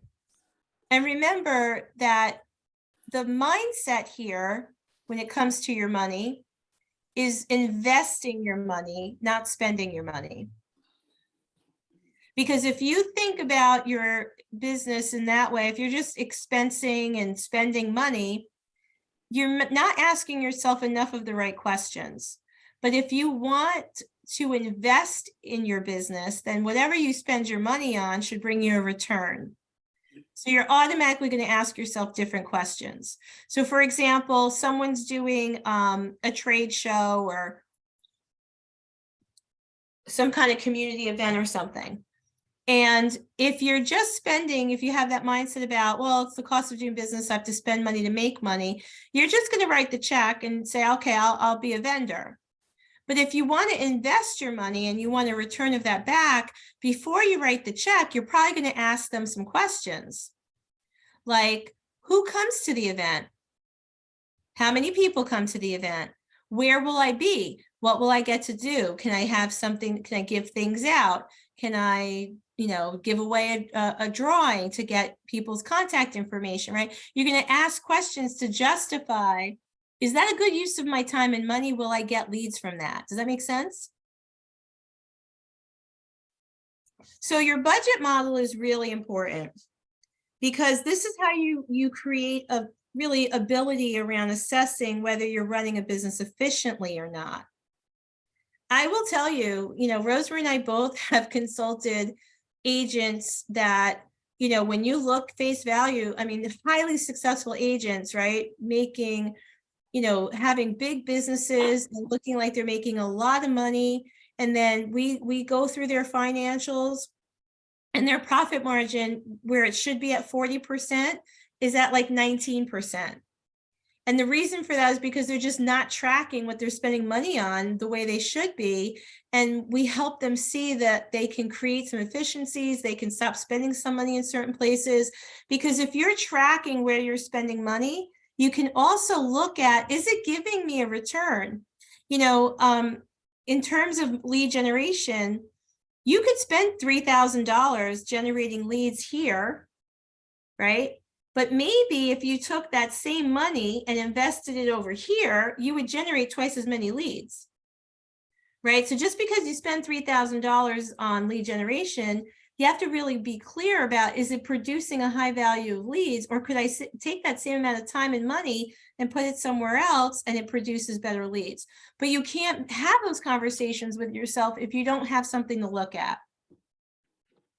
Now, when it comes to really like accounting and bookkeeping, I realize this may not be your strength, and that's fine. Then you have to hire someone who can help you. When you're first starting out, this might be something you can manage yourself, but when you start making some money here, it's worth hiring a bookkeeper and an accountant to help you understand, because if you don't, you're losing more money than it would cost you to hire that person, I guarantee you.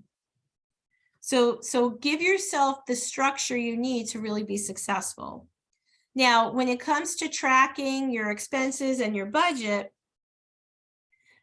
you want to understand, again, the terms, right? We're tracking all these things, cost of sales, because that comes off the top.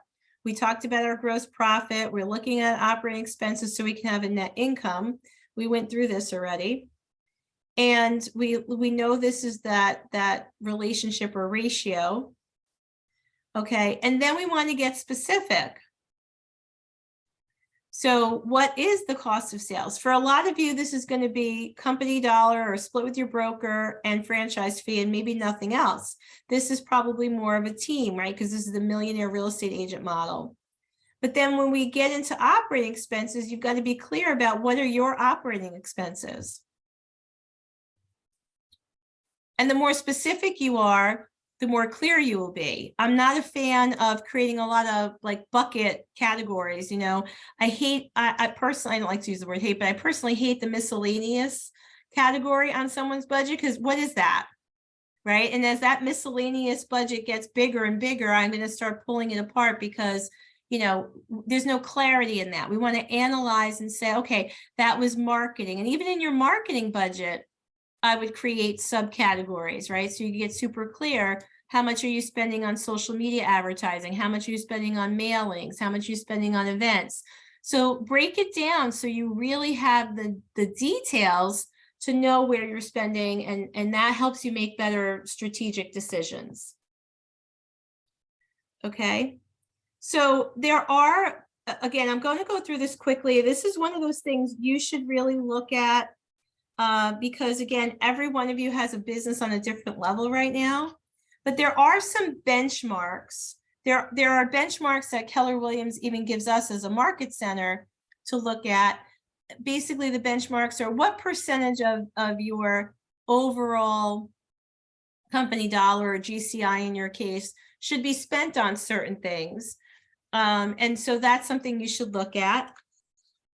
I'm not going to spend a lot of time here. Does anybody have any questions on that?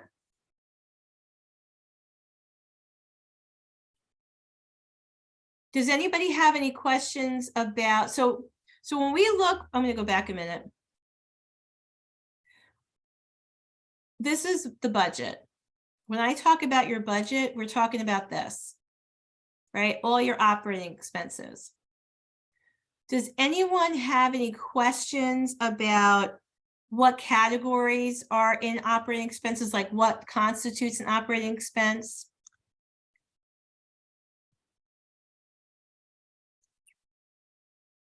mean, I can give you a couple things, right? Any kind of compensation. So if you hire like an admin, that's an operating expense. So if you hire a bookkeeper, that's an operating expense. If you hire a coach, that's an operating expense. Anything that you're spending on lead generation or marketing is an operating expense. If you rent an office space somewhere, that's it's an operating expense. Anything you pay for like training, education, that's an operating expense. If you go to family reunion and the travel involved in that, if you're buying supplies like pens, paper, printer, equipment, computer, whatever, that's an operating expense. Anything you're spending on technology or communication, cell phone, that's an operating expense. Your car expenses, and your accountant can help you understand what you can deduct and what you can't, but you should just keep all your receipts around your automobile and track your mileage. That's not a budget item, but just as a PS, always track your mileage. Equipment I mentioned, or furnishings, if you have an office, that's an operating expense. Any kind of insurance that's related to your business that could come into play for some of you, it's an operating expense. So you get a feel for what that is, right?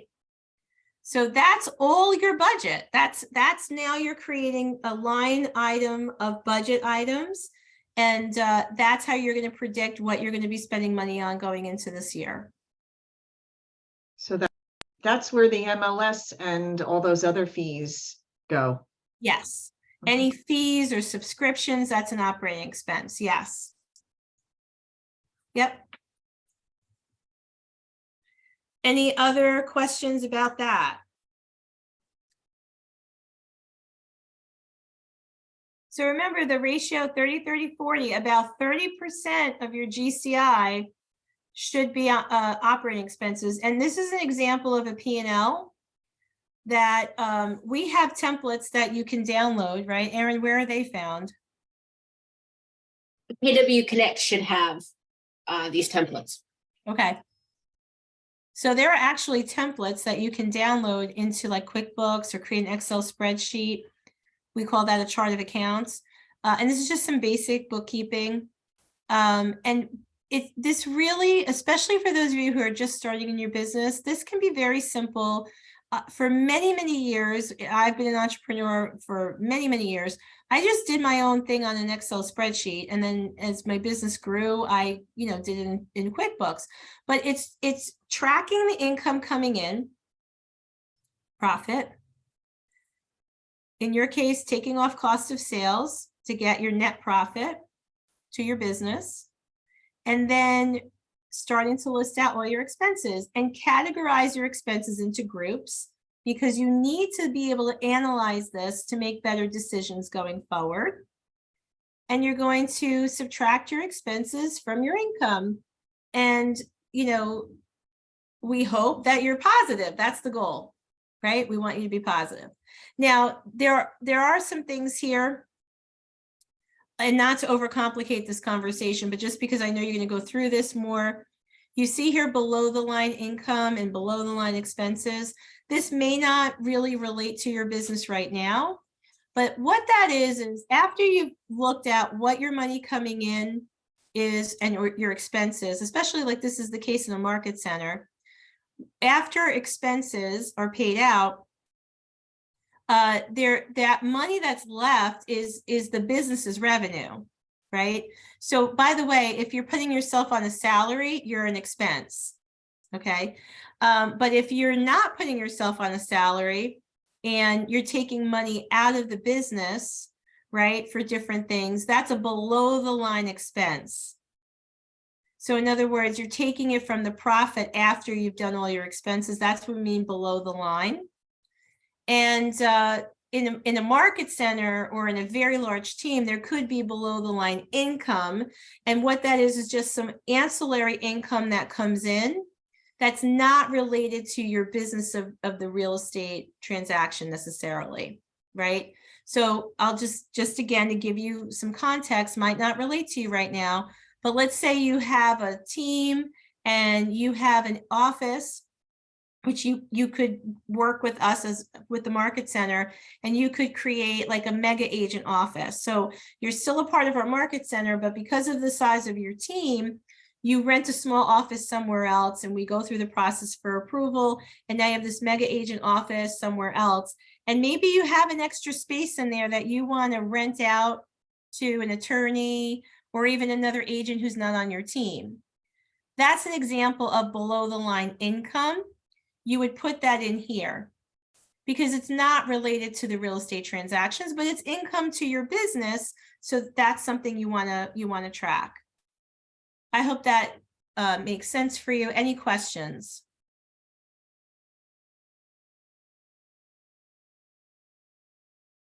Good. Okay. So in the packet, you have a lot of resources here to help you start figuring this out for yourself. So you need to have the data, you need to have the goals, and you need to figure out what your budget looks like. You need to figure out what your expenses are, so you can start plugging this in and creating the right format for yourself. So whether you're creating an Excel spreadsheet or whether you're looking at using QuickBooks, you want to know what your money coming in is, because another important principle that Gary teaches in the MREA book is leading with revenue, right? So in other words, we don't just spend the money before we make it, and we don't spend all our money that we make. We want to make decisions that are really smart and strategic, and we lead with revenue. So if we have money there already, and we want to use that to invest in something like, that will grow our business, then we are leading with revenue we already have. You don't want to spend money you don't have, okay? And write this down. Another important mindset or principle to develop in this budget model is something called red light, green light. You all know that game from when we were kids, right? So you should be in the habit of taking a time out and looking at things and analyzing things and questioning things and asking yourself if the money you're spending is really a good investment or not. Do I need to change something? Am I making enough coming in? Am I actually hitting my appointment goal, right? So none of this is really hard to do. It's just creating the habits, as I said at 1 o'clock when we started, that really help you to be more strategic. And once you create the budget, you have to stick to the budget. That's another big habit, right? Sometimes we're good at writing it all out, but then we never look at it again. This has to be something that you're living from and you're basing decisions on, and get into the rhythm of that, right? So that you can prepare your budget, stick to it, track your expenses against it. Nothing should be a surprise. And probably by October 1st of every year, you're starting to work on your budget for next year, right? It's November 10th or 10th today. We just finalized our budgets for next year. We're a little late this year. Usually I like to have it done by the 1st, but by November 1st, we're ready. We know already what our budget is for next year. That's a good rhythm for you to be in. And we've said this, but I'll say it again. The other habit is reviewing your P&L every month. Reviewing the money coming in, the money that was spent, where are you, why are you there? And if you're off, if you have variances, why? Okay, those are the questions you want to ask yourself. Now, if you hire a really good accountant and bookkeeper, you can set up meetings with them every month, and they should be asking you those questions. Okay, and that should be monthly, not quarterly, not mid-year, because if you don't do it soon enough, you can't make adjustments, right? If I wait till the end of the quarter or mid-year, it's too much water under the bridge. I can't really fix very much. But if I see I'm off in 1 month, I could make adjustments to get back on track the following month. Any questions, comments, ahas? So just to wrap this up, I will say one area that a lot of agents tend to overspend could be technology. So evaluate that. Look at all the tools you're currently using and ask yourself if Command could do that for you. And Eileen and a lot of other people on our leadership team could help you really look at that, because for the dollars you're spending on your technology every month, and for what Command does, you heard Madeline say she doesn't think there's anything else on the market like it. And we actually have a comparison tool now that we can share with you that will help you see how really ahead of the curve Command is in relation to the competition's tech platforms. So if you're using a lot of other tools in your business to generate leads and market, you could be saving yourself a lot of money there. Okay. Questions about the budget model? You got to really get into it for it to be sticky. Good. Okay, so let's move on from here. Write down any ahas you had and actions you want to take. I'm going to guess there's a lot of actions in this section. Usually there is. So if you're not already, if you haven't created a budget, that's your first thing. You need to know what your budget looks like, which means you kind of have to track the expenses you already spent to know what your budget might look like. Thinking about also what you want to spend money on in the future, and then get into a rhythm of tracking against that budget and doing all the things we just went through. Okay. All right, let's land the plane. We're going to wind down now. The next one is the organizational model, the fourth model in the MREA models. And I will say that what we're going to run through here probably a little quickly is based on high-level teams. But I like to go through it because a lot of you are going to be scaling your business and thinking bigger. And I want to give you that vision, right? So this is an opportunity for an agent to start to build out a team because they want to continue to take market share. They want to continue to make money. And they want to be able to leverage themselves in order to do it. Now, a lot of you could be looking at this organizational model in a way that just starts to create leverage without actually building out a big team. So it could be an opportunity for you to look at where you need help. So we're going to work backwards. This is a big organization. And what I love about sharing this with you is it gives you an understanding of the potential you have if you choose. Agents who are really thriving and building big businesses with us can build an organization within our organization. And basically you're running a real estate company within our brokerage. And so you as a single agent have now gone on to build out all of these, team members that maybe started with an admin and then grew into having like buyer's agents and additional people help you with listings. Then you require people who, help you with showings. That might then require eventually you to have a director of sales to, organize that side of the business. Then you segment out the lead gen process and you have a team doing that. And then you have an operations manager, a transaction coordinator, a listing manager, kind of all, reporting to you as a CEO. Or having a CEO that reports to you even. This is the way that an agent can kind of just take themselves right out of the active business, and all of this is creating passive income for them. So that's a big picture, right? And so to get there, you have to build it, and it starts with you on the first level. So this is where a lot of you are now. There's just you in the business. And it means that you're focused on your personal productivity. That's what you're developing mastery on, right? We talked about you're going to put a lot of time and energy into lead generation. So you can capture and convert those leads to appointments. You're making presentations to buyers and sellers. You're showing buyers, and marketing to sellers. You're writing and negotiating contracts.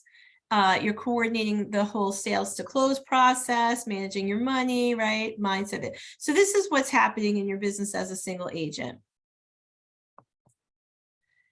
And then you get to a point, and you'll know when you get to the point, because you can feel yourself kind of hitting your head on that ceiling, where you hit a capacity level. And everyone's capacity level is a little different, but and usually with the help of a coach, you can really determine if you're just exhausted or you really need help. Because sometimes we think we need to hire someone, we just need to do things a little bit better. But at some point, as you grow your business, you need to probably take on some help because you need the leverage. And your first hire really should be someone who can help you administratively, take a lot of that stuff off your plate, which for most agents is the stuff they don't want to do anyway. So that's good. It could be a part-time person at first, could be full-time. And that should free you up to be able to take more business and, you know, to grow your business to the next level. So in theory, that hire is going to pay for itself, that hire is talented enough, and you will train them and hold them accountable so that they're producing results that actually help you make more money. So in that sense, they're paying for themselves. And then it goes on from there, right? So now you've leveraged yourself. You have this high working admin. You start working together as a well-oiled machine, and it's freeing up your time to do more business. And suddenly you need more help, but it might be more in the specific area of managing the transactions themselves. And so that might be your second hire as a transaction coordinator. Now, for a lot of you right now, you're feeling the pressure of this, and we offer some solutions within the Market Center. Erin actually leads our leverage division, and you can hire one of our transaction coordinators. So you don't have to have someone necessarily on a payroll. You could pay one of our transaction coordinators from the proceeds of the closing, and they can help you manage all the aspects of the transaction. And some of you have that available to you actually in the model that you've chosen in our KW My Way model. So if you have questions about that, please see Erin Chambers, send her an email. But leverage is huge, because if we don't get the right support, we can't go to the next level. We just wind up spinning our wheels, and then all we kind of get is muddy in the process. So this might be the third level. So if you have, I'm sorry. No, it's okay. If you have that as part of your model, then what would you have, let's say, a part-time administrative assistant do if you have that other piece filled by the model, or that you decided to continue to have that model? Sure, it could be a lot of things, right? It could be helping you with some marketing. It could be a little light bookkeeping for you. It could be if you're doing like client events, coordinating that. It just depends on what your business looks like. Okay, thanks. Yeah, Emily, if you want to make an appointment with me, I'm always happy to go over it with you in depth and give you some ideas. Thank you. Awesome. So again, I'm just going to run through this. I mean, you can see how as the business grows, the thing is that you have to know when it's the right time to go to the next level. You have to know when it's time to hire your first assistant. And one of the questions that Emily just asked is important, because you have to know that you really have the capacity to give this person enough work to do that is going to help you grow. But in the meantime, before you get to that point, you know, like going back here, right, as you're working as a single agent, don't be afraid to be creative and outsource some stuff, right? Because you can also outsource some work and pay someone to do some projects for you. And the cost, what you have to get good at is understanding how much you're worth, right? Because if you could spend 2 hours on something, do you want to spend 2 hours lead generating where you could generate a new listing and make $10,000? Or do you want to spend 2 hours doing, I don't know what, paperwork, transaction stuff, you know, and you could hire someone for a fraction of that, right? You could hire someone for a couple $100 to do that for you versus the $10,000 you could have made over here. So that's a very important thing to understand as an entrepreneur, is that where you put your time matters. And so again, going back to the budget model, if you can budget for some of that help, it's not, the couple $100 you might be spending every month on something is well worth that's an investment, because it frees up your time. And if you use that time on more dollar producing activities, you now have given yourself the opportunity to make more money. So this organizational model conversation, it's not just about, okay, somebody who wants to build a team. It's really about understanding how to scale a business and how it naturally can move from one level to the next. Because as you get creative about leverage, and as you get creative about how you use your time, even right here on level 1, you might suddenly find yourself in a position that you're like, oh, I'm on level 2 now. And then as that continues to work, you wake up one morning, you're like, I need to look at level 3 now, right? It grows because you're making smart decisions. So I am not going to go through each one of these slides because it may not be relevant to you right now, but I hope that that gives you enough understanding. But I want you to create vision. I want you to look at these levels and say, where do I want to be in 1 year? You know what? Some of you might look at this and ask yourself that question, where do I want to be in 1 year? And you might say, yeah, I definitely want to be right here. Or I want to be over here. I don't know, right? That might be the 3-year plan. Or you say, I'm good being a single agent for another year. That's okay too. But where do you need leverage? Where do you need support? What people do you need to hire? Even if it's not in a team structure that looks like this, maybe it just starts with outsourcing some things, right? The bookkeeping, maybe even some marketing help. So understanding how to scale your business and develop your organization is a key to earning more and being more successful and taking more market share, right? And so the other part of this is also knowing who to hire and knowing how to hire. So you need to know what that looks like. And one of the best resources for that, and this could be on your growth plan for this year, it could be one of your action items, is to take a course called Career Visioning. So just write that down, get that on your radar. You will see that advertised. And when there is a class being offered for Career Visioning, that is the class that will help you learn how to identify, hire, retain, train, and motivate talented people so that you build a powerful organization that grows, that's sustainable. Because you want to hire the right talent, the right behavior profile. And so this section goes into a lot of detail about that, that I just, for sake of time, I don't think this group has a lot of questions about it at this time, but if you do, let me know. I'll be happy to set up some one-on-one with you. And that's true for any agent who is interested in building a team or really building a bigger organization for themselves within the real estate, within our real estate brokerage. You should talk to Rosemary or myself about that. We're happy to consult you on it. Your team leader could be helpful too, but we've helped a lot of agents scale their business, and that's the kind of conversation we'd be really excited to have with anyone who is interested. So don't be afraid to reach out to either one of us for that. Any questions on that organizational model and some things we talked about?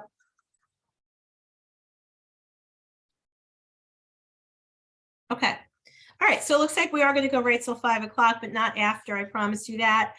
So we've gone through a lot of pages in this chapter, and now we're going to be looking at expansion quickly, which I think is on page 6-13. And this is a newer model kind of, that's been added in the last few years because we've seen so much success with teams. That we have now seen that teams can expand around the country. And that's one of the most exciting things I think about being at Keller Williams, is that we have a model for it. And this is something that I'm going to just talk about briefly, because again, I don't think a lot of people are at this stage quite yet. But I would like to think that a lot of our teams in 2023 will be. And I would love to have a conversation with anyone about it.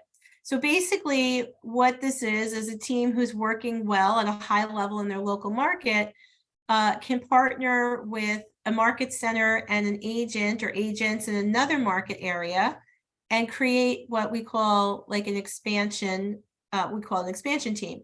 So the hub, right, the existing team has developed really good systems around lead gen and admin structure. And so they're able to then provide that same structure to these agents in other markets. They provide them with leads and they provide them with support. And so agents who, so for example, if I have a team here in Hudson Valley area of New York, and all these things are working for me at a high level, I can then attract an agent who might be in Cleveland, Ohio, and there might be a strategic reason why I want to be in that market. And that agent can still be a part of their local market center, but be an extension of my team in that new area. And I provide them with leads, I provide them with accountability, I provide them with the same systems. And there's an agreement between the team, the agent, and the two market centers. So, yeah. So the broker at Keller Williams Hudson Valley doesn't have, or the two brokers, they don't have a problem. Well, let me just put it another way. Would they have a problem if you joined up with another agent singly for some kind of a business partnership, and that other agent were in another market center in your same state? So there's a whole system to this. So first thing that has to happen is that the market center has to agree to be a part of this expansion model, right? So we have to agree as a market center that we want to participate in expansion. And then, you know, whoever the agents are, the other market center has to also be in agreement. So there's actually documentation we have to file with Keller Williams Corporate that says we're open to expansion. And what KW has then done is created something called KWIN, and it's KWEN. And it's actually a separate entity that will hold licenses within that, almost as a separate brokerage. So it's a little complicated, a little different, not complicated, it's just different.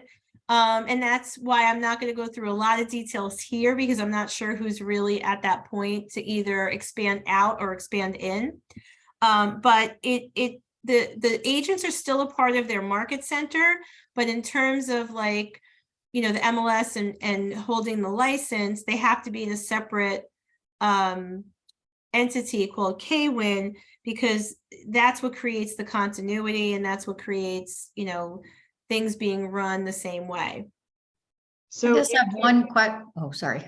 Oh, well, if you're part of the same MLS, you and the other agent, but you're just with different market centers. Let's say the one is with, you know, as the one in Hudson Valley, and the other one is, let's say, in New Jersey, but they're both a member of the same MLS. Would the brokers, you know, our broker have to agree with the broker of the one in New Jersey?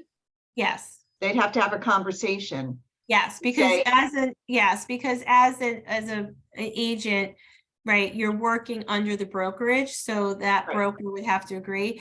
But this is really more about expanding well outside of your market territory. This is usually when even though it's a different state, it's usually not so like connected. Like for instance, our market center in New City does do business in Jersey. We're licensed in New Jersey.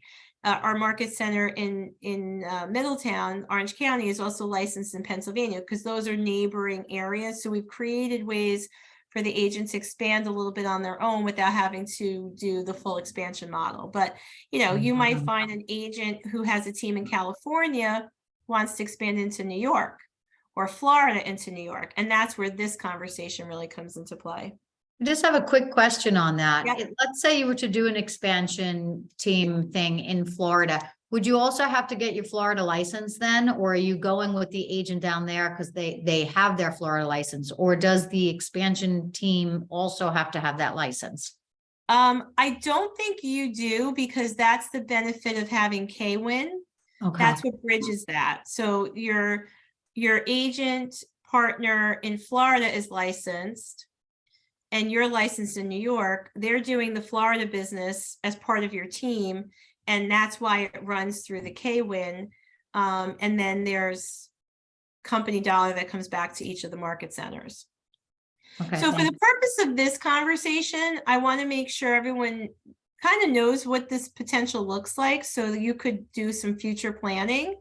And to get really specific into it, I would definitely say if you think you're at a point now, like if you currently have a team and you think you want to create some plans around expansion, let's talk about it offline so we can get really like into the specifics. Or if you think you're an agent who would be open to being an expansion partner to some team, some others in some other market area. I don't have anyone knocking on our door right now because I will say, Rosemary, I've talked about this. Our inventory doesn't move fast enough for an expansion partner. Like usually they're looking to partner with people like in a really high density area. So we haven't had anyone knocking on our door saying we're looking for expansion agents, but it's still a good conversation, you know, to have. I'm always interested in knowing where you take your business.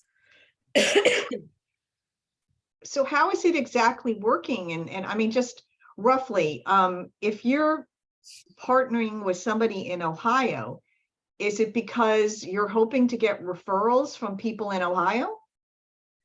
Or what do Right, you? so usually there is some strategy, right? Like the rainmaker, right? So if I have a team and I'm functioning at a high level currently, I'm the rainmaker of the team. There must be a reason why I would want an expansion partner, excuse me, in another state. It's not just taking like, you know, the arrow and just throwing it at the map and saying, oh, that looks good. Maybe I have some contacts in another state. Maybe I have a high producing agent on my team who has family or friends or used to live in Cleveland. You know, like there's probably a reason why they want to expand. It's not random. Okay, thank you. You're welcome. I mean, this is going on right now. We have, you know, the K-Win is working nationally. In my notes here, I have there are 51 individual brokerages operating in this way. So it may not be something for you right now, but I just wanted to make sure you all knew it was a possibility. Sorry, that's what happens when you're talking all day. So it's just a little diagram about how it would work.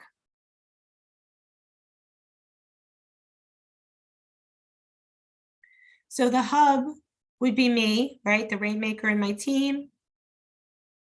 And I want to partner with Erin, who's in another state. She's my spoke agent.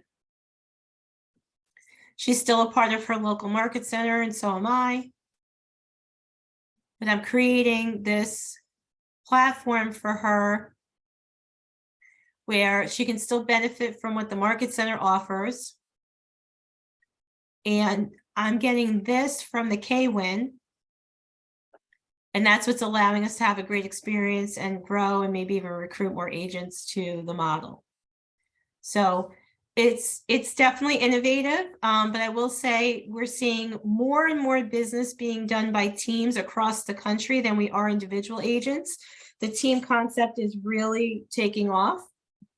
And so this is the natural progression now. It's how Keller Williams can stay innovative and allow teams to keep growing.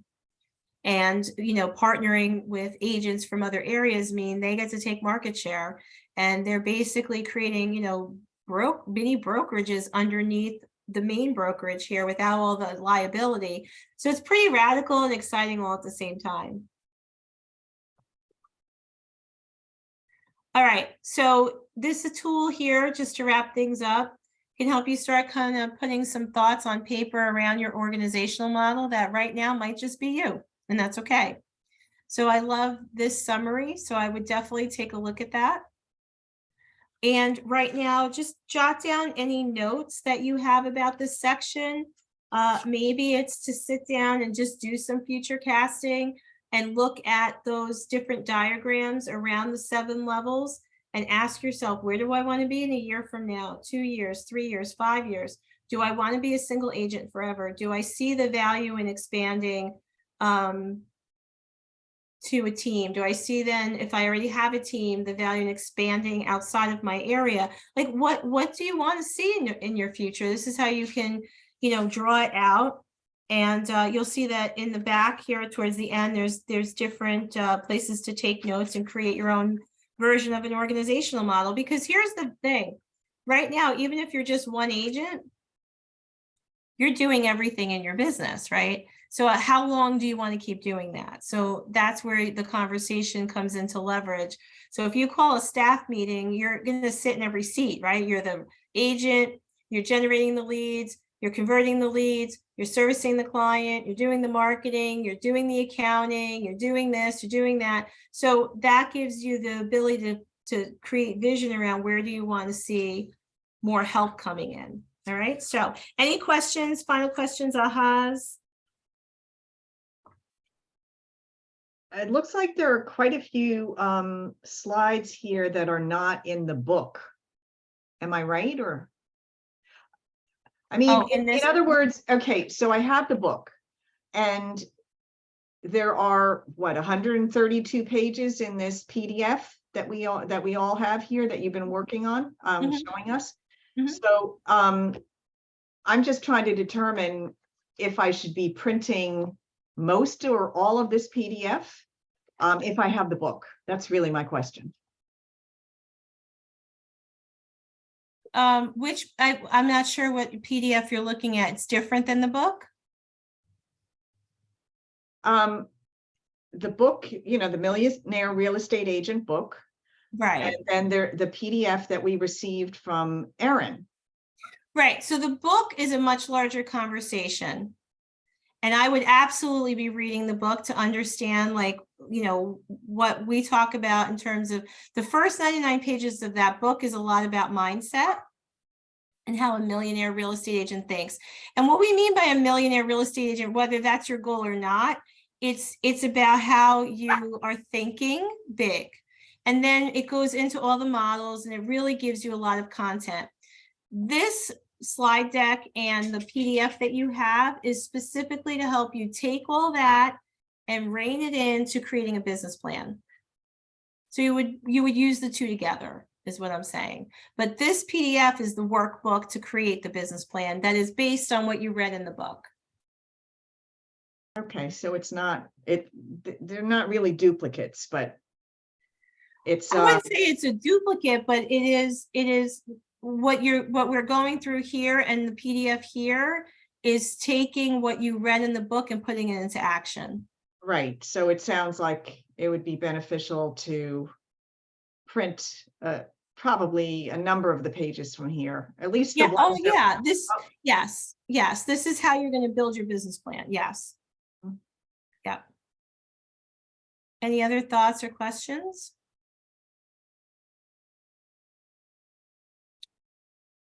So I appreciate you being here. I trust you got a lot of value out of this. I know a lot of this information can seem a bit overwhelming, maybe because it's all given to you, in a few hours. Just allow yourself some time to process it and digest it.